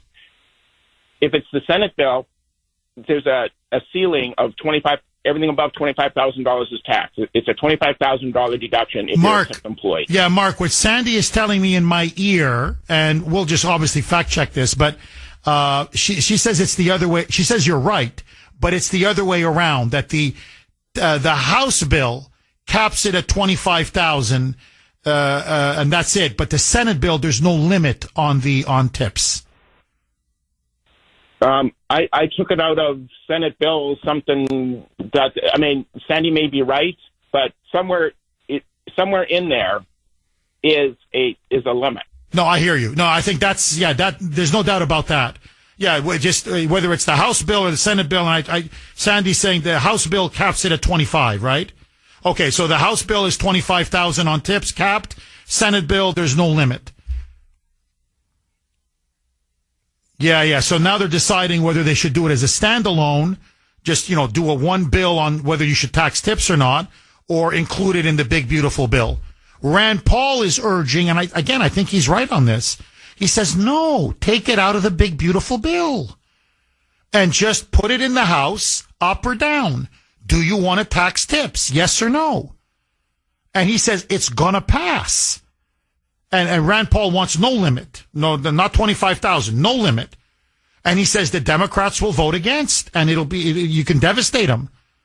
But take it out of the bill. So anyway, basically, Mark, your point. Look, Mark, I agree with you, and I remember your call from last week, and my friend, I got to tell you, you're a prophet. That's all I got to say. You're prophetic, my friend. Mark, thank you very much for that call. Okay, you've heard Mark, you've heard Russ, you're hearing all sides. Where do you stand? Do you agree with Elon? Should they make major changes to this bill or pass it as is? Barbara in Maryland. Thanks for holding, Barbara, and welcome. Good morning, and thanks so much for taking my call. My pleasure, Barbara. Oh, ye of little faith. Oh, ye of little faith is all I have to say. And I will say this to your previous caller as far as the deduction on tips. I'm a tax professional. As a matter of fact, I have a title called tax expert. And one of the things about tips, it's just like he's not talking about half of it as a deduction. What I do believe he meant is the deduction of 1/2 of the self-employment tax, which is a deduction. Period. As far as that goes, there's no deduction on. He indicated that that's how it is now. There's a limit now. The half that is deductible is on the self-employment tax. That would be the tax where you pay taxes on your own money. But anyway, that aside, you would think that Doge made no cuts and that or at least exposed trillions, at least hundreds of billions that we know was fraud, waste, fraud, and abuse. And somewhere I think I heard just yesterday about the growth in this economy.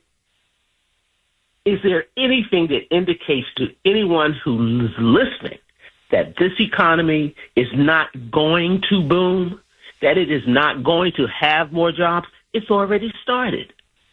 There's no doubt that the tariffs are going to be a big winner. And you know why? Because that's how it used to be. And it was a big winner then, and it'll be an even bigger winner now. I go along with getting rid of a lot of the entitlements. I say this as far as that bill. Take the limit, take the tips out, put it in the House. That's a good idea. Just take it out completely. It will smoke the Democrats. That's the reason I like that. It will smoke them if they vote no against no tax on tips as a standalone bill. So that'll take care of 2026. That'll be a done deal if they did that. But what President Trump is doing right now, in my opinion, I'm 100% in his corner. We have passed bills by some of the worst, one of the worst presidents, which was what Joe Biden did in the last 4 years. How many Republicans stood up and did not vote for? That's an excellent point. That's an excellent point. Barbara, I know you want to finish everything what you want to say. Please hang on. I'm up against a hard break. I'm going to come back to Barbara. She says pass the bill take out the tips part, but fundamentally pass it as is. More next. 19 on the great WRKO. Jeff Kuhner, liberalism's worst nightmare, baby. 617-266-6868 is the number. Okay, Elon now comes out swinging, verbally, rhetorically, comes out swinging against the big, beautiful bill, saying it's an abomination, in fact, a disgusting abomination. It spends way too much money. He says it's going to lead to the national debt being unsustainable, to massive record deficits, and that in the end, it will bankrupt America. He is urging Republicans in the Senate to cut the spending now before it's too late. Barbara in Maryland says he needs to trust Trump. Trump is growing the economy at a level we've never seen before. The tariffs are kicking in. His tax cuts are going to make the economy boom. And that in the end, the economy will grow so big, so fast, that it will dwarf the spending increases. Barbara, did I sum up your position accurately? Very, very, very close. Very, very close. I would just say this, in addition to what you've summarized. We're acting as if the cut, that Doge didn't exist. That border is now reduced by 95%. People coming across costing us money. All the money. Do you know that SNAP has been pulled back from illegals? Those Visa cards are no longer working. Those hotels are no longer being paid.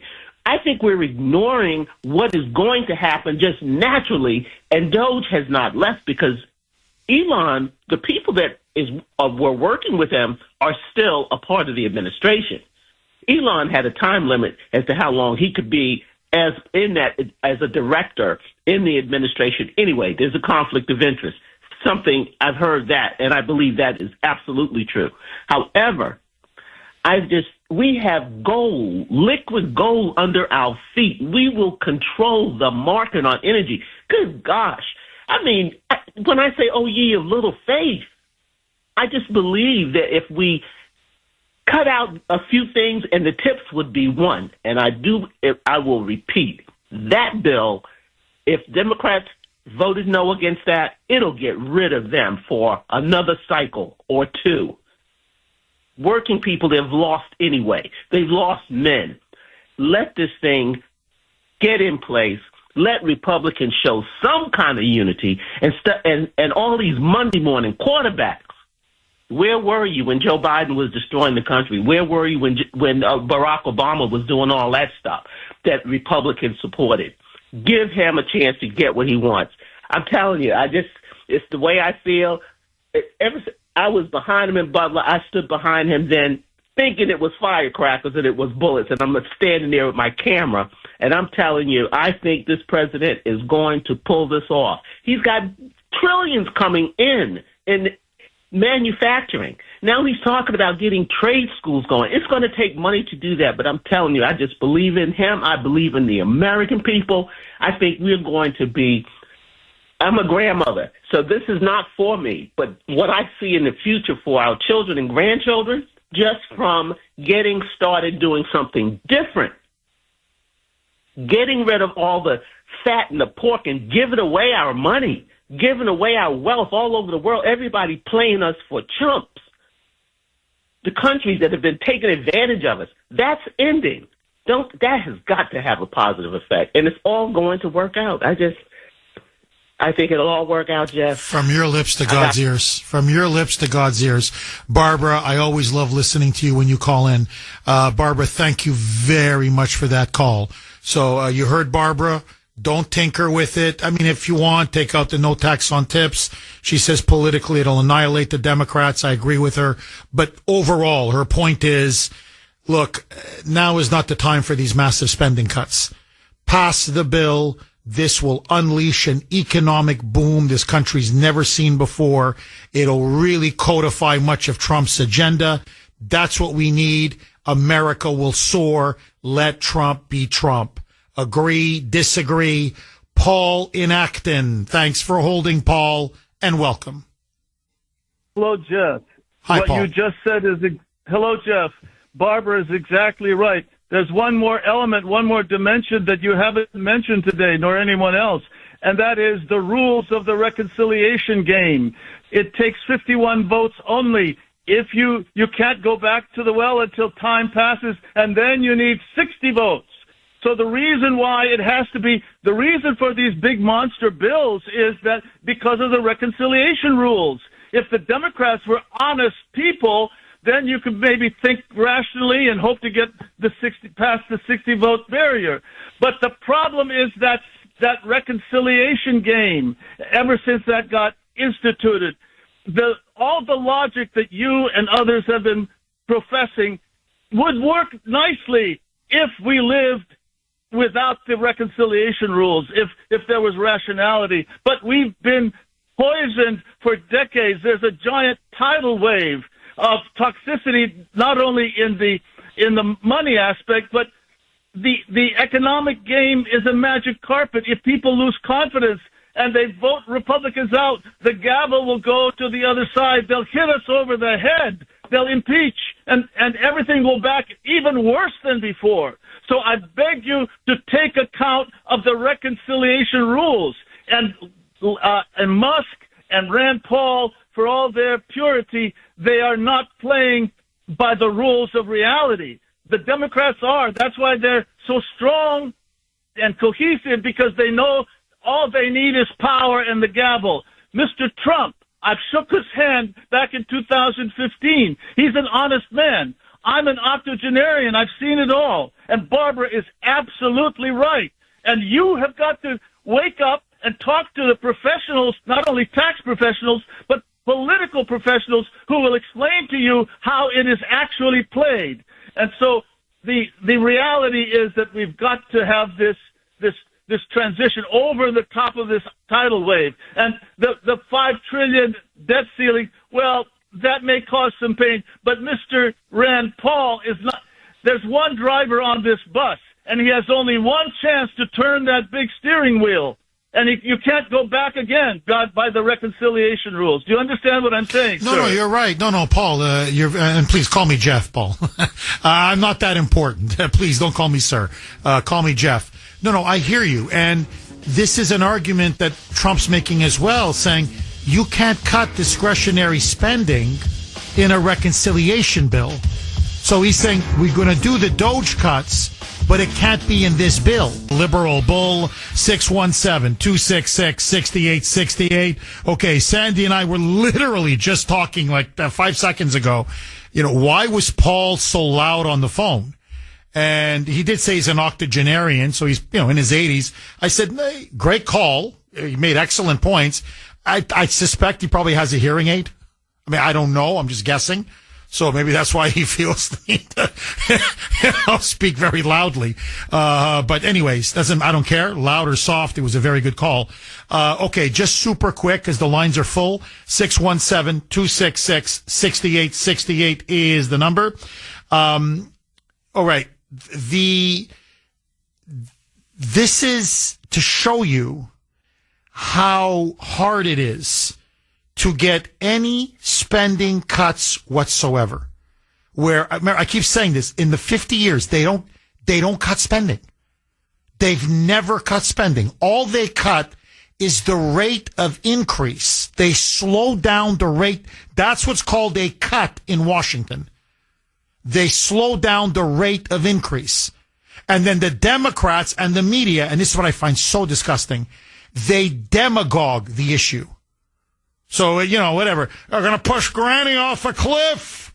They're cutting Medicaid. Like here, in this bill, they're cutting Medicaid. No, they're not cutting Medicaid. They're taking illegals off the Medicaid rolls. And if you're a young, able-bodied adult, you should work if you're going to collect Medicaid. No one's cutting. No American citizen is seeing their Medicaid get cut. It's a lie. And by the way, Medicaid has exploded in the last 20 years in America. Why? Because all they do is put everybody on Medicaid, especially illegals. But everybody, hey, you want health care? Put them on Medicaid. So Medicaid costs have gone through the roof. There's been no cuts in Medicaid. So you just slow down the rate of increase. And primarily it's by kicking illegals off of Medicaid. There's 1.4 million of them. And this bill will purge the rolls of illegal aliens. But Medicaid is not being cut for a single American citizen. That is a lie. But that's the game that's played. Now, I talked about, are we addicted to debt? Where we can't make a single spending cut. And I want to ask all of you, okay?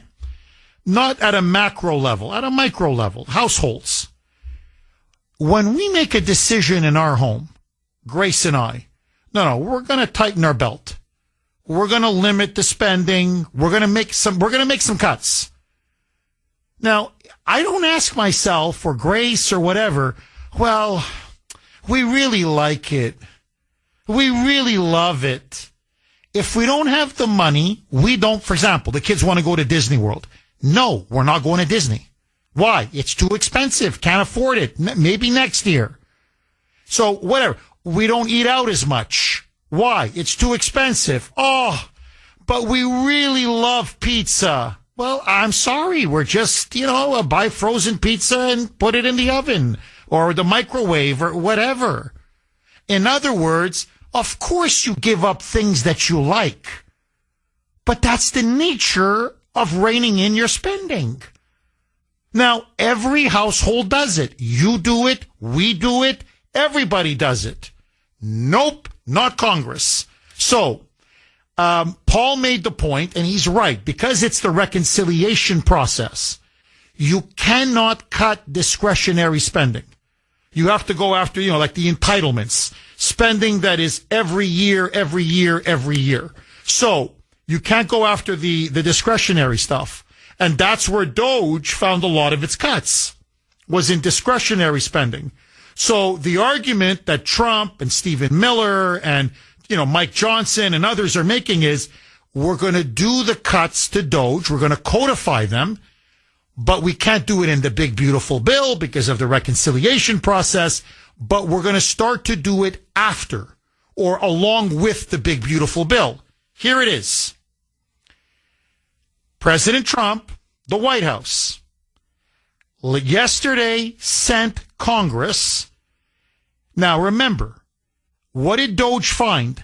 $175 billion with a B. In waste, fraud, and abuse. Did they send Congress a $175 billion rescissions package? Yet. Okay, Jeff, did they send them $100 billion? Yet. Jeff, come on. $50 billion? Yet. $20 billion? Yet. No. They just sent, this is the first step, I get it, but they sent Congress a $9.4 billion Doge rescission package. So it's the proverbial drop in the bucket. It's $9.4 billion out of $175 billion. It's the first opening shot, the first opening salvo. And this $9.4 billion cuts $1.1 billion from NPR and PBS. Yes.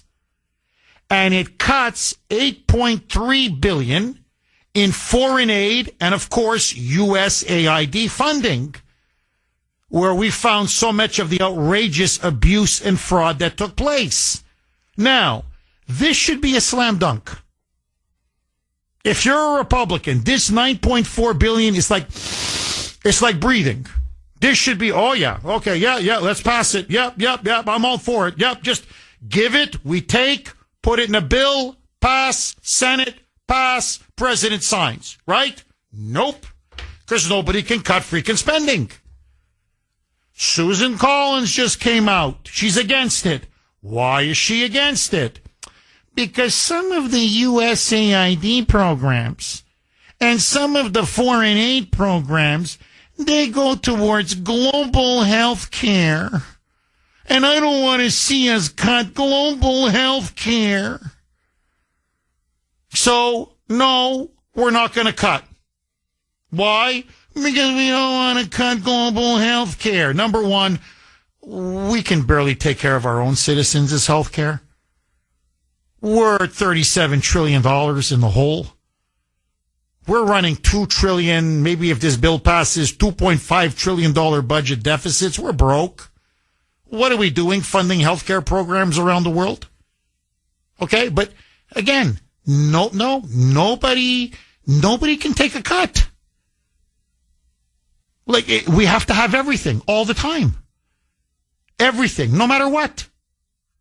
So, if you can't even pass a $9.4 billion automatic rescissions package, you're not going to cut $100 billion. You're not cutting $175 billion. You're not going to cut anything.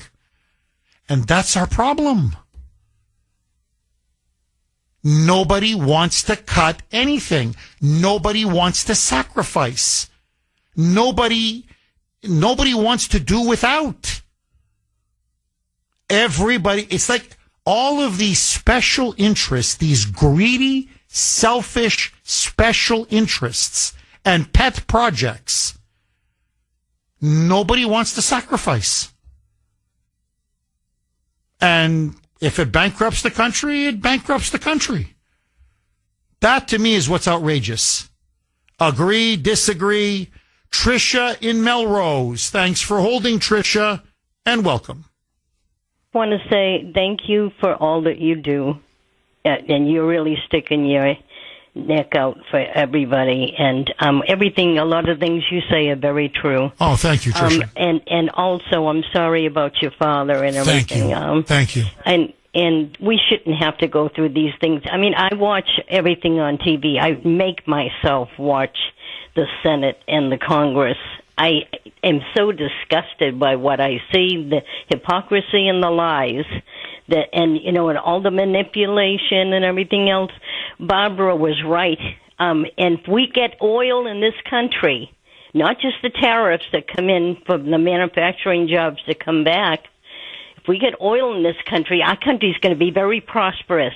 Whoever owns the oil owns the leadership. And we were number one in oil. We were number one in a lot of things. And I make out a budget. I'm a senior. I make out a budget. There's things I need that I don't get. But I try to save like $1 here or $1 there. And God is who makes me prosperous because I give to God. And he's never let me down in all the years I've served him. And I have very little, but I have more than some people. But you know what the problem is, Jeff? When people get money, when people sometimes win money or something like that, and they never had it in their life, they just go crazy with spending. and they don't know how to stop. And they need to stop and think. You know, I'm not going to always. Tricia, you are on a roll. Can you do me a favor? I want you to finish exactly what you want to say. I'm up against a break. I also want to ask you a question, Tricia. So please hang on. I'm going to come back to Tricia, take her call, all of your calls. Next. On the great WRKO, Jeff Kuhner, Boston's Bulldozer, 617-266-6868 is the number. Okay, we lost Tricia. I'm sorry we did. But she was making an excellent point how, you know, people like her, many seniors, but frankly, many Americans, doesn't even have to be a senior or an elderly person, watch every penny, look to save every dollar, and they manage to balance their books. And they do go without. They make sacrifices. And why can't our members of Congress do the same? Now, that's one of the reasons why, to be brutally honest with you, like I'm in the confessional, I'm a big supporter of term limits. I'm not saying it's a silver bullet, but I think it'll go a long way to solving the problems, frankly, the corruption, the graft, the swamp that is Washington, D.C. Because they're owned, so many of them are bought and paid for. They are owned by the donor class, by special interests, and by lobbyists. And that's why they can never say no, and that's why you can never get one thing cut ever. You can never get a real spending cut. And that's why we're in the fiscal mess now that we're in. Now, just very quickly, there is another interesting aspect to this, speaking of senior citizens, because I was going to ask Tricia, is she on Social Security? I assume the answer is yes. I don't know, but I would assume she's elderly. She says she, counts her pennies and she watches every dollar. And so I would assume she's on Social Security. Well, another thing now that is driving many MAGA supporters furious, livid, for example, Charlie Kirk, who's one of Trump's biggest supporters, big MAGA influencer, is now blasting this, as you go through the 1,200 pages, now blasting the bill, saying, yes, now we talked about this, there's a House version and a Senate version, but at least there's some no taxes on tips. Okay, whether it's cut off at 25,000 or it's unlimited, but the point is, okay, at least there's something there where no tax on tips, no tax on overtime. But as Charlie Kirk and many others have pointed out, there is no tax on Social Security, on Social Security benefits. If you remember, Trump expressly promised, and rightly so, saying, why should seniors constantly take it on the chin? We're going to have no tax on tips, and that helps younger workers in the service sector, people work in bars and restaurants, and that's wonderful. And we're going to help working middle class people with no tax on overtime. Again, wonderful. Okay, you tend to be more middle-aged, whatever, but still, okay? I'm not saying young people don't work overtime. Of course they do. But so young people get taken care of, middle-aged people get taken care of. But now it comes to our seniors. Well, the bill actually does not get rid of taxes on Social Security. What it does is give a deduction up to $4,000. So $4,000 is not taxed. After that, it's taxed. So I don't know if this is a betrayal, but you're clearly watering down one of Trump's central promises. And many senior citizens are upset. Kirk is upset, although he's far from a senior citizen. But his point is, why are senior citizens always the ones left holding the bag? How come we don't do anything for them? Many of them are on a fixed income. Inflation has really hurt them. It's hurt everybody, but it's really hurt them because they're more vulnerable, because many of them don't work. They're too old to work. And so now they're not even getting no tax on Social Security benefits. They're going to get a nice deduction, but a deduction is ultimately not no tax. So they're kind of getting screwed as well. Fix it. Fix it. Like, I'm sorry. I'm with Charlie Kirk on this. Fix it. No tax on tips, no tax on overtime, and no tax on Social Security. Period. Full stop. I mean, this is not rocket science. Agree, disagree. George in New Hampshire. Thanks for holding, George, and welcome. Hey, Jeff. Hi, George. I heard this from Savage years ago, and basically, I think the only way to do it, I mean, obviously, it would be brilliant if we had term limits, but I don't see that happening. It's just department reductions. So each department has to cut 5% from their budget. And that's the only way this would work. It takes it away from the politician and it puts it into a bureaucrat that their term's going to sunset. So that's how you handle it, I think. I mean, and especially the way Trump's playing with all his special lieutenants that are TV stars and, you know, they have some street credit with the public and they can speak on camera. And basically you just say, hey, you got to cut 3% from your budget this year. That's the way we deal with this. Well, George, I love it. By the way, I love it. I think it's a great suggestion. I think it's a great idea. And I think, George, again, you may disagree. I'm just giving you my 2 cents worth. That, I think, is part of the mission of Doge. I think it's one of the reasons why Elon and Trump, you know, came together and said, let's do Doge, make it permanent. And that's what Doge is supposed to be fostering and encouraging. In other words, you know, 3%, 5%, whatever it is.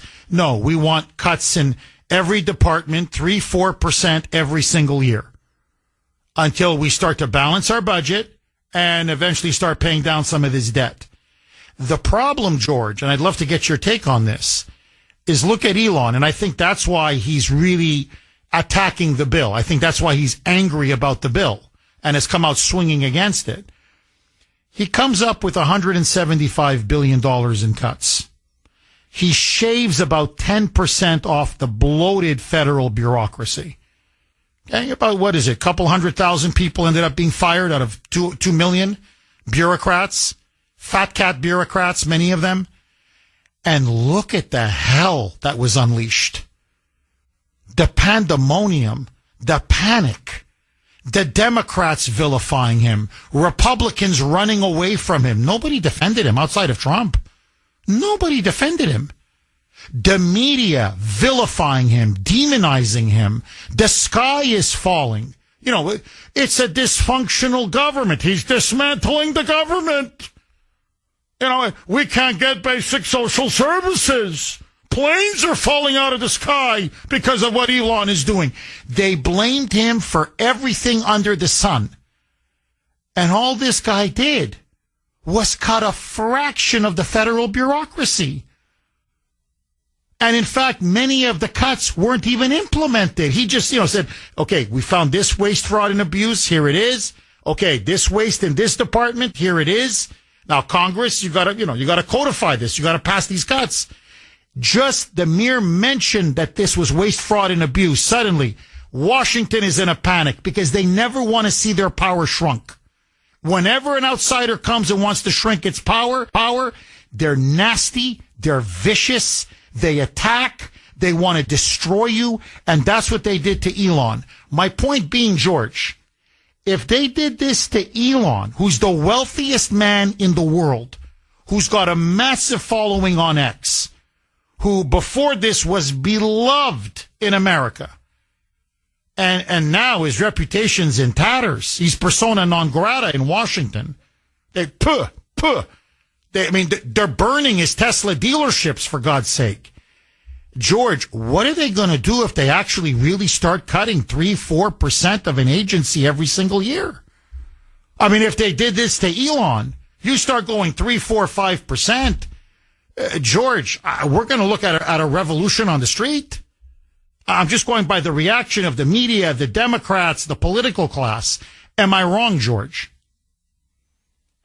I mean, you're probably right. I mean, the facts are the facts. I mean, we can use the language of the left and just say, you know, kitchen table, you know, economics, and couch it with, you know, a blue ribbon committee or whatever. But the reality is, this is where we're at, and If anybody that runs a business understands, it's black and white. You live from your results. So, and you move forward. And that's where we're at. And anybody that lives in a household with a tight budget watches every penny. So, I mean, I think most people could relate to it, but I mean, I'm not a PR person how to swing it, but I mean, it's just an idea, and I think that's really the only way. Oh, I think it's a great idea. No, George, I think what needs to happen is I think Republicans have to grow a pair. No, really. And I think it's time for us on the conservative side. We've got to, when they start with this, he's dismantling government. The sky is falling. The government's dysfunctional. We've got to really start telling him BS, knock it off. You're fear-mongering. You're lying. This is hysteria. And we're not going to accept it anymore. No, we're going to balance our books. Well, I'm sorry. Bureaucrats are going to get laid off. And that's just life. Get a job. Get a real job in the private sector. Okay? If you're getting laid off, it's because you're redundant. I understand there are many civil servants who we need, of course. But if you're part of that 3-4% that's getting laid off, probably it's because someone else is doing what you're doing and better. So you know what? Get a job in the private sector. We've got to start pushing back, George, because honestly, people are looking at Elon and saying, if they put this guy through the ringer, what the hell are they going to do to me? That's why everybody's petrified to make a cut. George, again, I want to give you the final word. What say you? I really don't. I don't really have a lot to add. I mean, it's a cluster, and it just needs to be reckoned, and it's that simple. I'm with you. And Trump is about the only any president that we've had that actually says things that are controversial. Most of them have all been vanilla. It doesn't matter what circus they're part of, the Democrat or the Republican. That's why we're here. And the reality is that we just, like you said, we need to be adults and we need to address the issue, and we need to, for our future, for our kids, for our grandkids. You nailed it. No, you nailed it, George. I love it. Great idea. And we've got to grow a spine. And Trump has a spine. There's no question. And I love the idea. I would almost go to Doge and say, you know what? Let's make this mandatory. This is like a Doge mandate to the entire federal bureaucracy, the entire federal government. Every year, your budget's got to shrink 3%. Not slow down the rate of increase. Cut 3%. Find 3%. And then the following year, find another 3%. And then the following year, find another 3% until we balance our budget. Look, really, we balance our books at home. We make cuts. They're not pleasant cuts, but the cuts have to be made. Really, I wasn't kidding about Disney. Kids want to go to Disney. There's no money. Sorry, we're not. No, I don't have $20,000 to take everybody to Disney. I'm sorry. Disney is unbelievable. They want the cruise. The Disney cruise. I'm like, do you know what a Disney cruise is? No, there's no money. Bye. But I was looking forward to it. Too bad.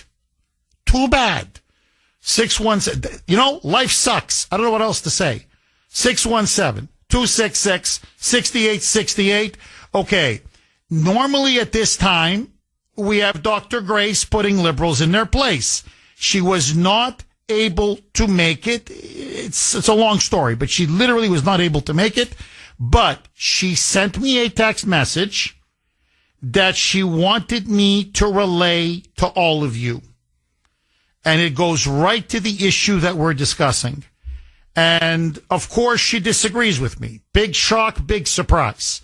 So, here is what Grace wrote to me to relay to you.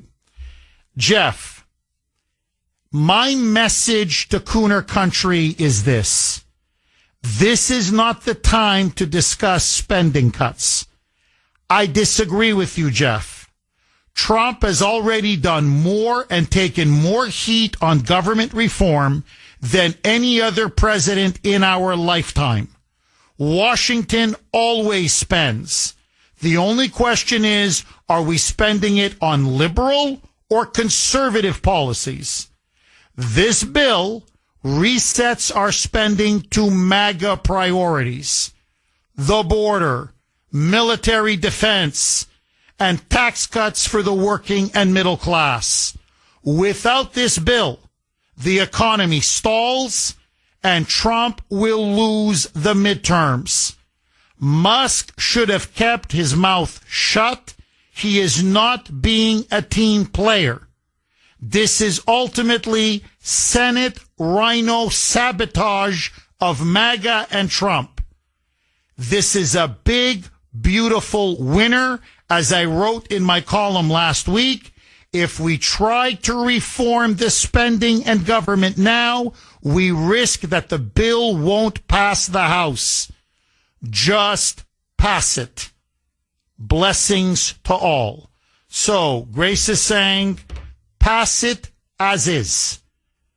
Because the alternative is essentially the end of Trump's presidency. Agree, disagree, and furthermore, she says that Musk should have said nothing, that he should not have opened his mouth, that he shouldn't have gone to CBS and say he didn't like the bill, and of course yesterday on X, calling it a disgusting abomination.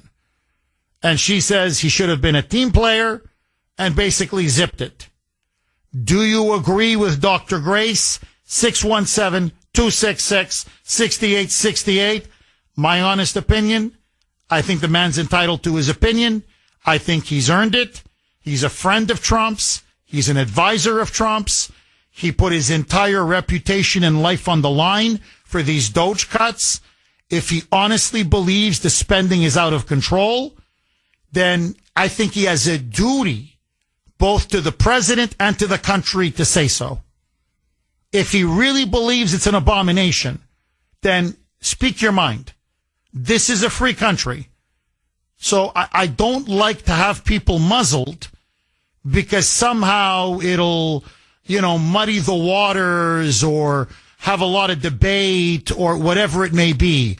I think Elon Musk is a great American. You may agree, you may disagree. And I think he's done yeoman work for the country. And if his conscience, if his conscience is telling him in good faith, I think this is bad for America. In the long run, it's too much spending.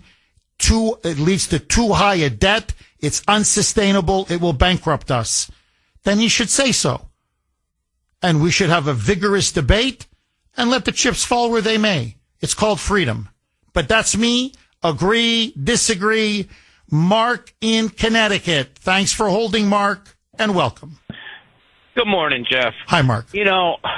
One of the big problems we have is these giant, massive bills that have to be passed right away because we got to get this bill. That's nonsense. That's where they pack all this garbage in there. And, the Republicans 90% of the Republicans are just as scummy as the Democrats are. What we should do is say, okay, you want this? Every single word of this bill has to be read on the floor, and you have to be there for this bill. Then this bill goes to the Senate, and every single word of that bill has to be read on the floor of the Senate, and you have to be there to hear every single word. That would eliminate these giant, massive bills. It ain't going to happen, though. It's just like our elections are bought basically by lobbyists. And that could stop. Okay, we pay for your elections now. You get this many ads, you get this many billboards, you get this many yard signs.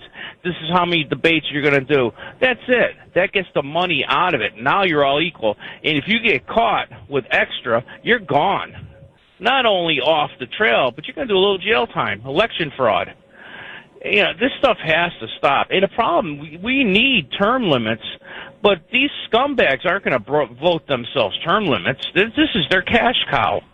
This is why I'm not a Republican anymore. I'm constitutionalist. I strongly believe in the Constitution of the United States of America. I've read it 6 times. And sometimes I just pick it up and read it. Those men were geniuses, and they cared about country. Our life, our sacred honor. Look at what the governor of New Jersey, they had his son, and they said, we'll kill him if you sign it. He signed it. And, this was their sacred honor. These people have no honor. They're scum. They were bought and paid for. And I grant you, there's a few of them that are good. Trump is great. But Trump is already rich, and he cares about this country, just like the men with their sacred honor. They shot the guy. He's not stopping. But those people don't have his ideals. They're in it for the money and for their own gratification. Mark, where do you stand on the bill? Do you think Elon is right in his criticisms, or should Trump ignore him and have it passed as is? I think Elon's 100% right on this bill. It has to be sent back. Look, he did all. The reason he's so upset is he did all that work, and to cut the government. His reputation, like you already said, went in the toilet. He risked everything to cut the government down to size. And these people pass a 1,200-page bill with all kinds of garbage in it. We're still going to fund the Green New scam. It's insane. These people have their cash cows. Elon is right. And, as far as, I love Grace. Well, not like you. You know what I mean. And in a non-sexual way. Yeah. But I think she's wrong on this one. You know what? Never shut your mouth. The more opinions, the better. Now, that separates us from the Democrats. We want opinions. We want to hear what everybody has to say so we can make informed decisions and learn every side of every situation.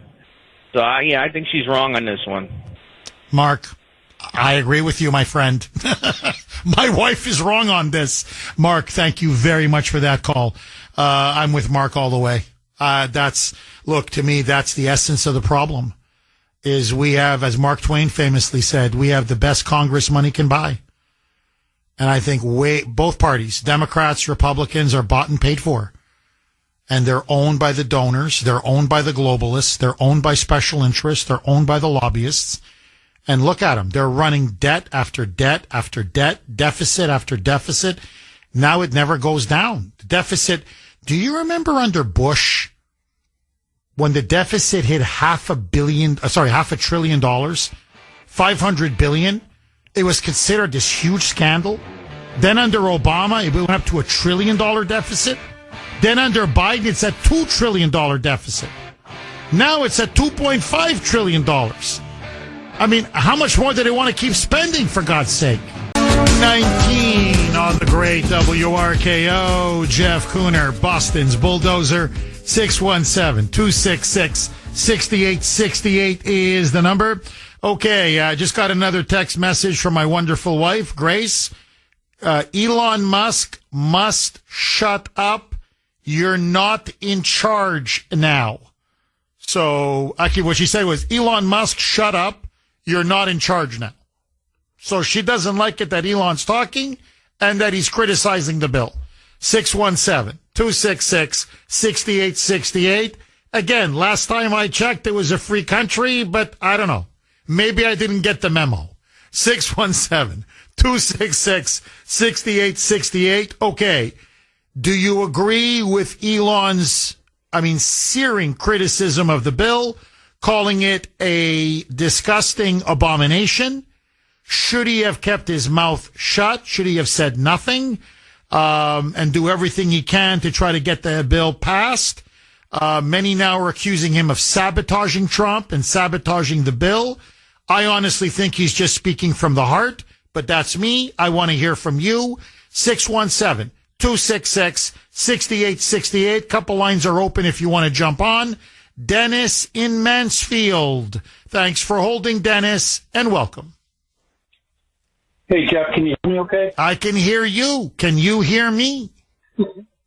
Long time no talk to. It's been a couple of years anyway. Go ahead, Dennis. And one thing, before I get started, so sorry about your dad.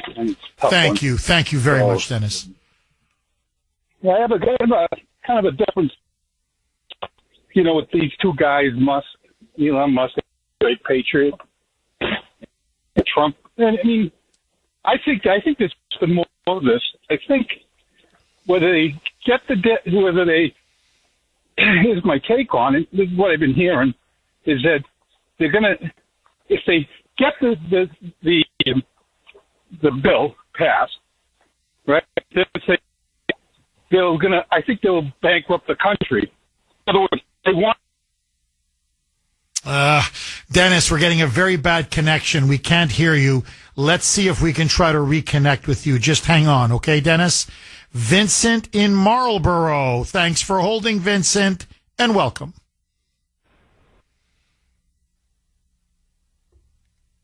Hello, Vincent? Okay, let's see if we can. Phil in the great state of Missouri. Thanks for holding, Phil, and welcome. Hey, Jeff. Thanks for taking my call. My pleasure, Phil. For starters, hey, Grace, we are in charge. Musk is in charge. You are in charge. It's our money. These people work for us. Okay, don't ever forget that. And, you know, Jeff, one thing, too, if I were a young person, why would I ever vote for anything ever again if you're under the age of 30? I mean, this bill is gonna cripple any future generations with debt and taxes.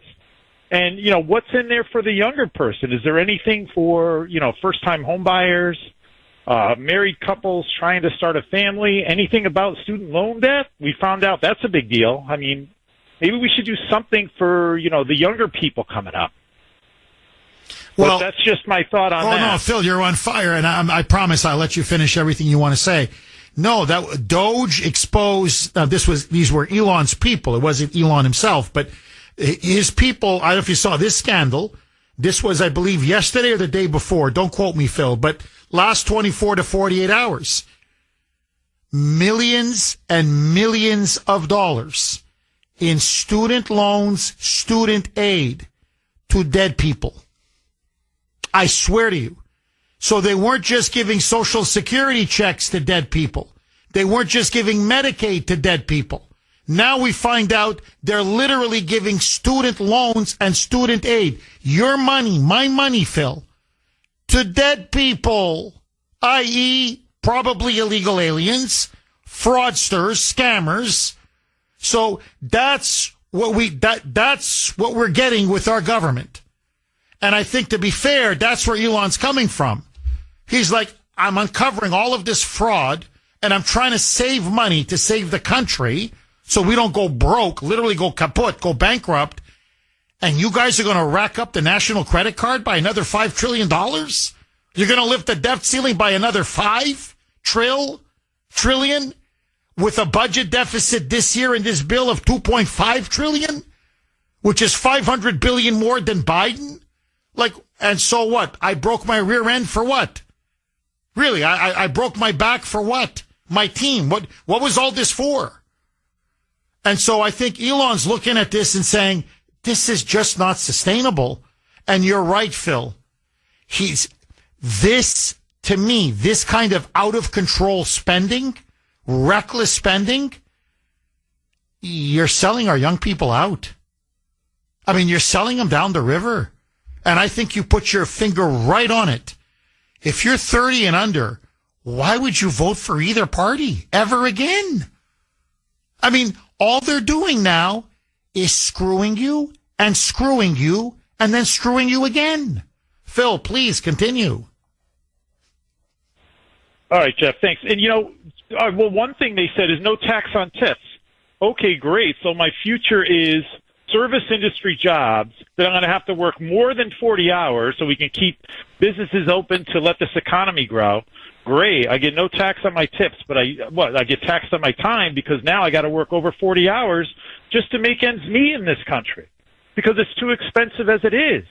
You know, nothing about growing the family, nothing about, you know, maybe having enough money or tax credits where maybe one parent could stay home and help raise a child. And, you know, nothing about, say, I heard nothing about, you know, school choice, vouchers, anything like that. I know they mentioned something about, you know, first, if you have a baby, maybe giving a $10,000 credit or something towards car seats and diapers and things that are just, you know, outrageously expensive for a young couple.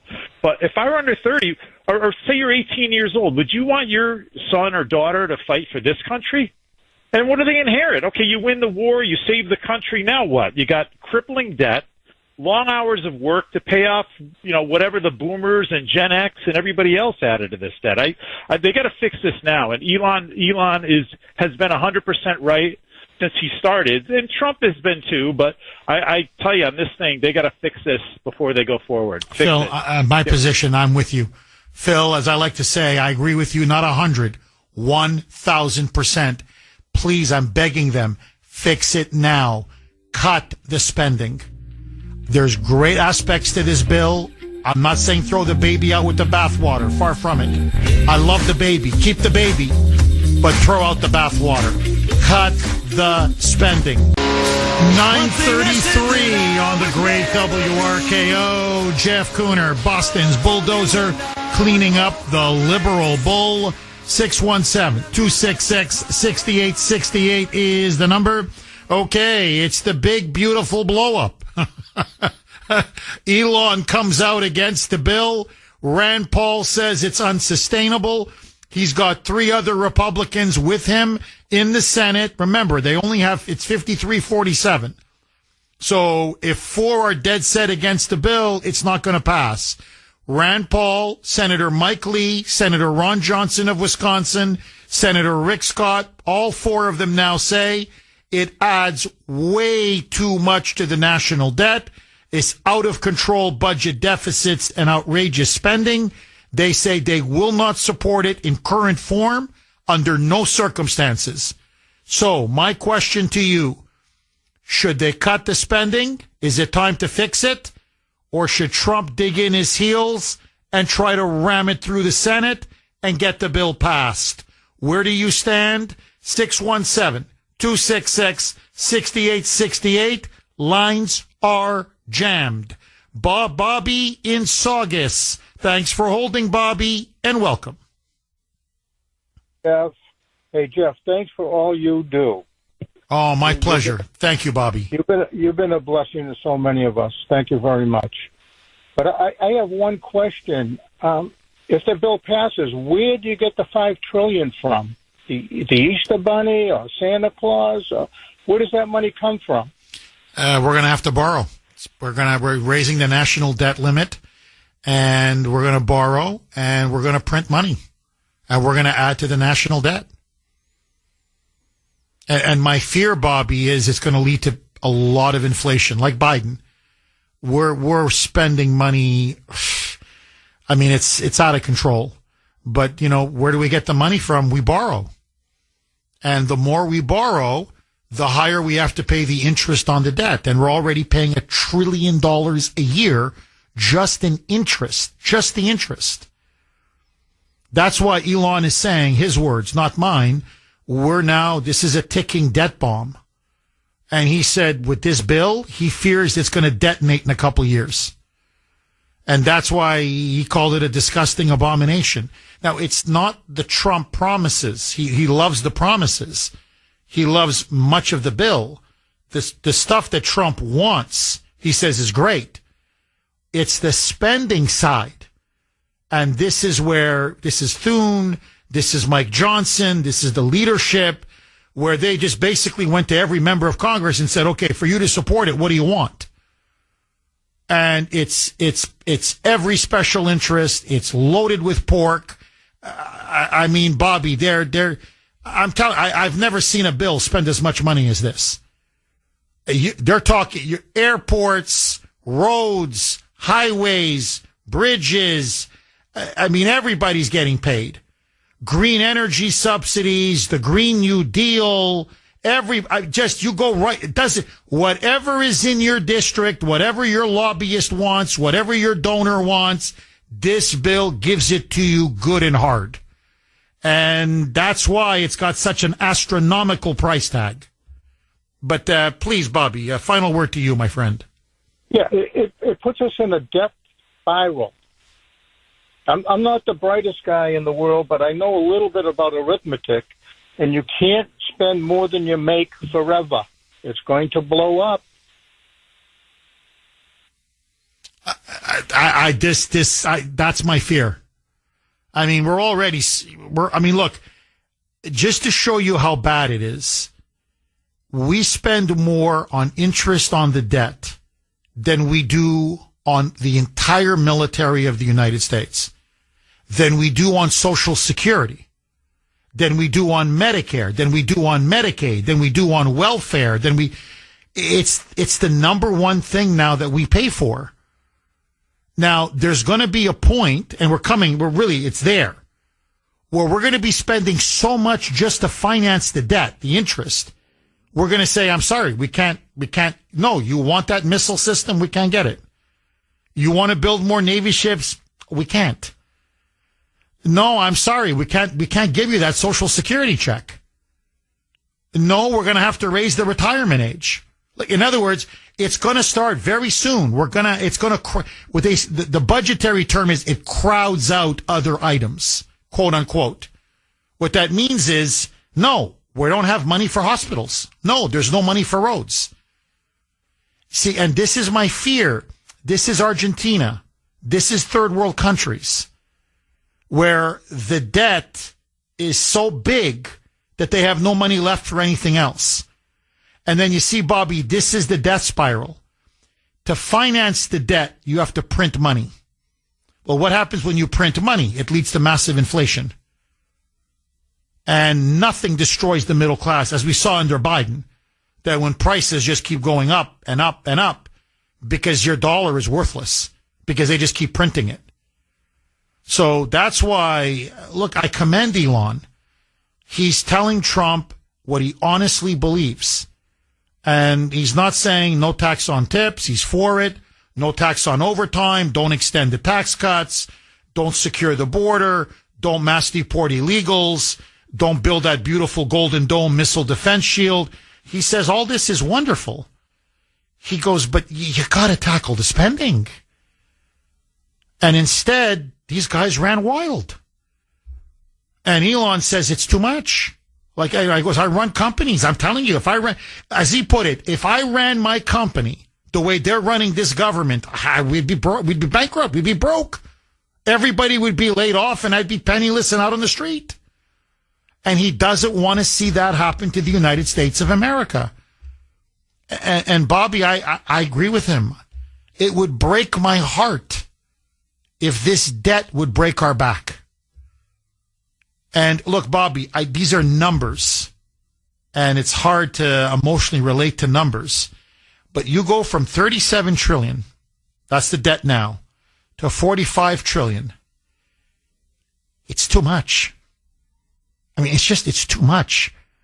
You know, it's like you living in a house, and you've got $1 million mortgage on it. You're like, it's a big mortgage. But okay, I'm bringing in $500,000, $600,000, $700,000 a year. So I can pay my car and we still live well and I can still pay off this mortgage. But then you add another $2-3 million to the mortgage. Suddenly the mortgage is no longer $1, it's $3-4 million. You can't. It's too much. Even if you bring in more revenue, it's still too much. And that's what Elon is saying. It's too much debt. It's too much. And he says he believes it's going to crush us. And that's my fear. That's why I'm saying if Trump could talk to these people and say, look, you got to cut some of the spending. This is no, you're not. Don't raise the national debt limit to $5 trillion. You guys are crazy. Like, something has to give. Bobby, what say you? I say the backdrop to all this is the world is de-dollarizing, and the last Treasury auction we have was dismal. So we can't even sell our debt. It's difficult to sell our debt, I should say, and it's going to get worse. You nailed it. I mean, you almost sound like Elon. Seriously, that's what he's saying. He goes, and the problem is if people don't buy our debt, then what happens? We're done. We're finished. Like, do you understand? That's a default. And countries have defaulted. So he's saying you're carrying so much debt, it's too dangerous. And that's why I don't want to get into I don't want to sound like economics 101 here, but it's going to break the bond market. That's what it means. Like, you can't sell your debt. Nobody wants to buy government bonds. Well, if you can't sell your debt, nobody's buying government bonds. It's over. Like, so Elon is saying we're carrying too much debt now with this bill. this bill. It's going to be too much. 617. Thank you, Bobby. Really good call. 617-266-6868. That's why, look, there's still time. Fix it now. It's okay. Go back. Fix it now. Cut some of the spending. Tighten your belt. No one's going to die. Cut some spending. As a lot of you are pointing out on the text line and on emails, these are the same people that told Trump in his first term that $5 billion with a B was just too much money. This was going to break the bank. $5 billion for the wall. Whoa, $5 billion for the wall. Whoa, no. Whoa. Hey, no. Hey, come on. Hey, you're going to bankrupt us. What are you talking about? Now, $5 trillion to the national debt. No problem. No, what's the hey? Trillion here, trillion there. What's the difference? Ay. 950 on the great WRKO. Jeff Kuhner, Boston's bulldozer. 617-266-6868. Okay. A couple of you have also made this point as well, and I think it's genius. Absolute genius. Again, best audience in the business. Jeff, imagine you run a company, okay, a corporation. Revenue, this is how much the federal government takes in tax revenue every single year. Revenue is $5 trillion. $5 trillion. Every customer of your so-called corporation is every person in the United States who's an adult. And you're still losing $2 trillion a year. I mean, no matter what, everybody is forced to buy this product or whatever, to pay this corporation. Why? Because you go to jail, right? You don't pay your taxes, you go to prison. So imagine a corporation where you're bringing in $5 trillion a year in revenue, $5 trillion with a T. And everybody's your customer, and they have to buy what you're selling. And you're still losing money. Hand over fist, $2 trillion. That's how badly our political class, the swamp, the establishment, our politicians, that's how badly they have mismanaged our country. In Japan, they'd be committing harikiri. Like this, jump out of a window. Like I've shamed myself, my country, my family. Hello! And they just jump out. Here, they get rich. They become lobbyists and get even richer. Troy in Peabody. Thanks for holding, Troy, and welcome. I appreciate that. First-time caller. Welcome, Troy. Thank you very much. So I have been told that if we don't want to spend money, why don't we take it a step further and try to create some revenue? We have plenty of illegals here that actually work, are better people than a lot of U.S. citizens that would just love to pay taxes. Instead of focusing on mass deportation, how about some naturalization at the same time? Get their tax money. They're not all bad people. If anybody's ever been hungry or needed something, they've gotten. A lot of these people wanted to feed their family. There's an imaginary line. There's no border, right? Because having a border back then was racist, allegedly.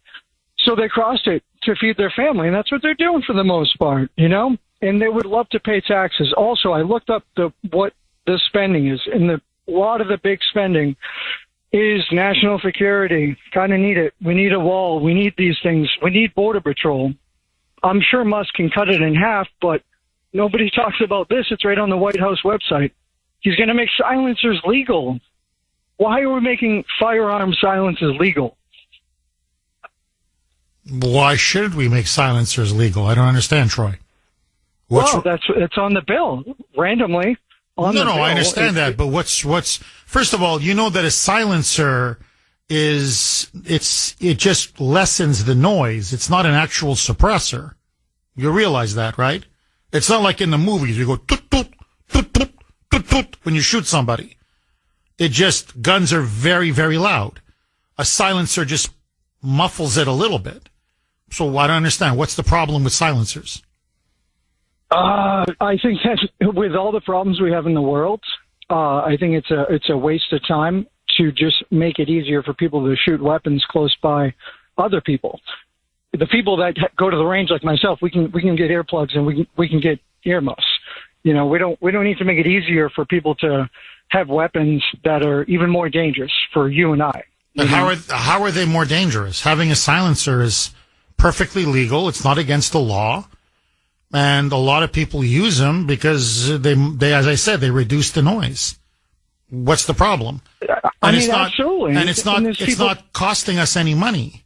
Illegals, on the other hand, yeah, you say if you legalize them, you're rewarding criminal law breaking. So you're basically destroying the rule of law in our country. I don't understand the logic of that, but let that go. Yeah, they'll pay taxes. And what's the other side? They're eligible for Social Security. They're eligible for Medicare. They're eligible for Medicaid. You think we can put 20, 25, 30 million illegals on Social Security? It'll bankrupt the entire system. No, if you want to save money, you have to deport the illegals. That's the only way to save money. And even then, you're right. We're probably going to have to make difficult cuts in national defense. We shouldn't be the global policeman to begin with. Why are we spending $1 trillion a year on the military? The Cold War is over. We're spending more now than we did during the Cold War. So, yeah, we've got to make serious spending cuts. It's time to grow up. And on that note, Troy, thank you for the call. Bye-bye.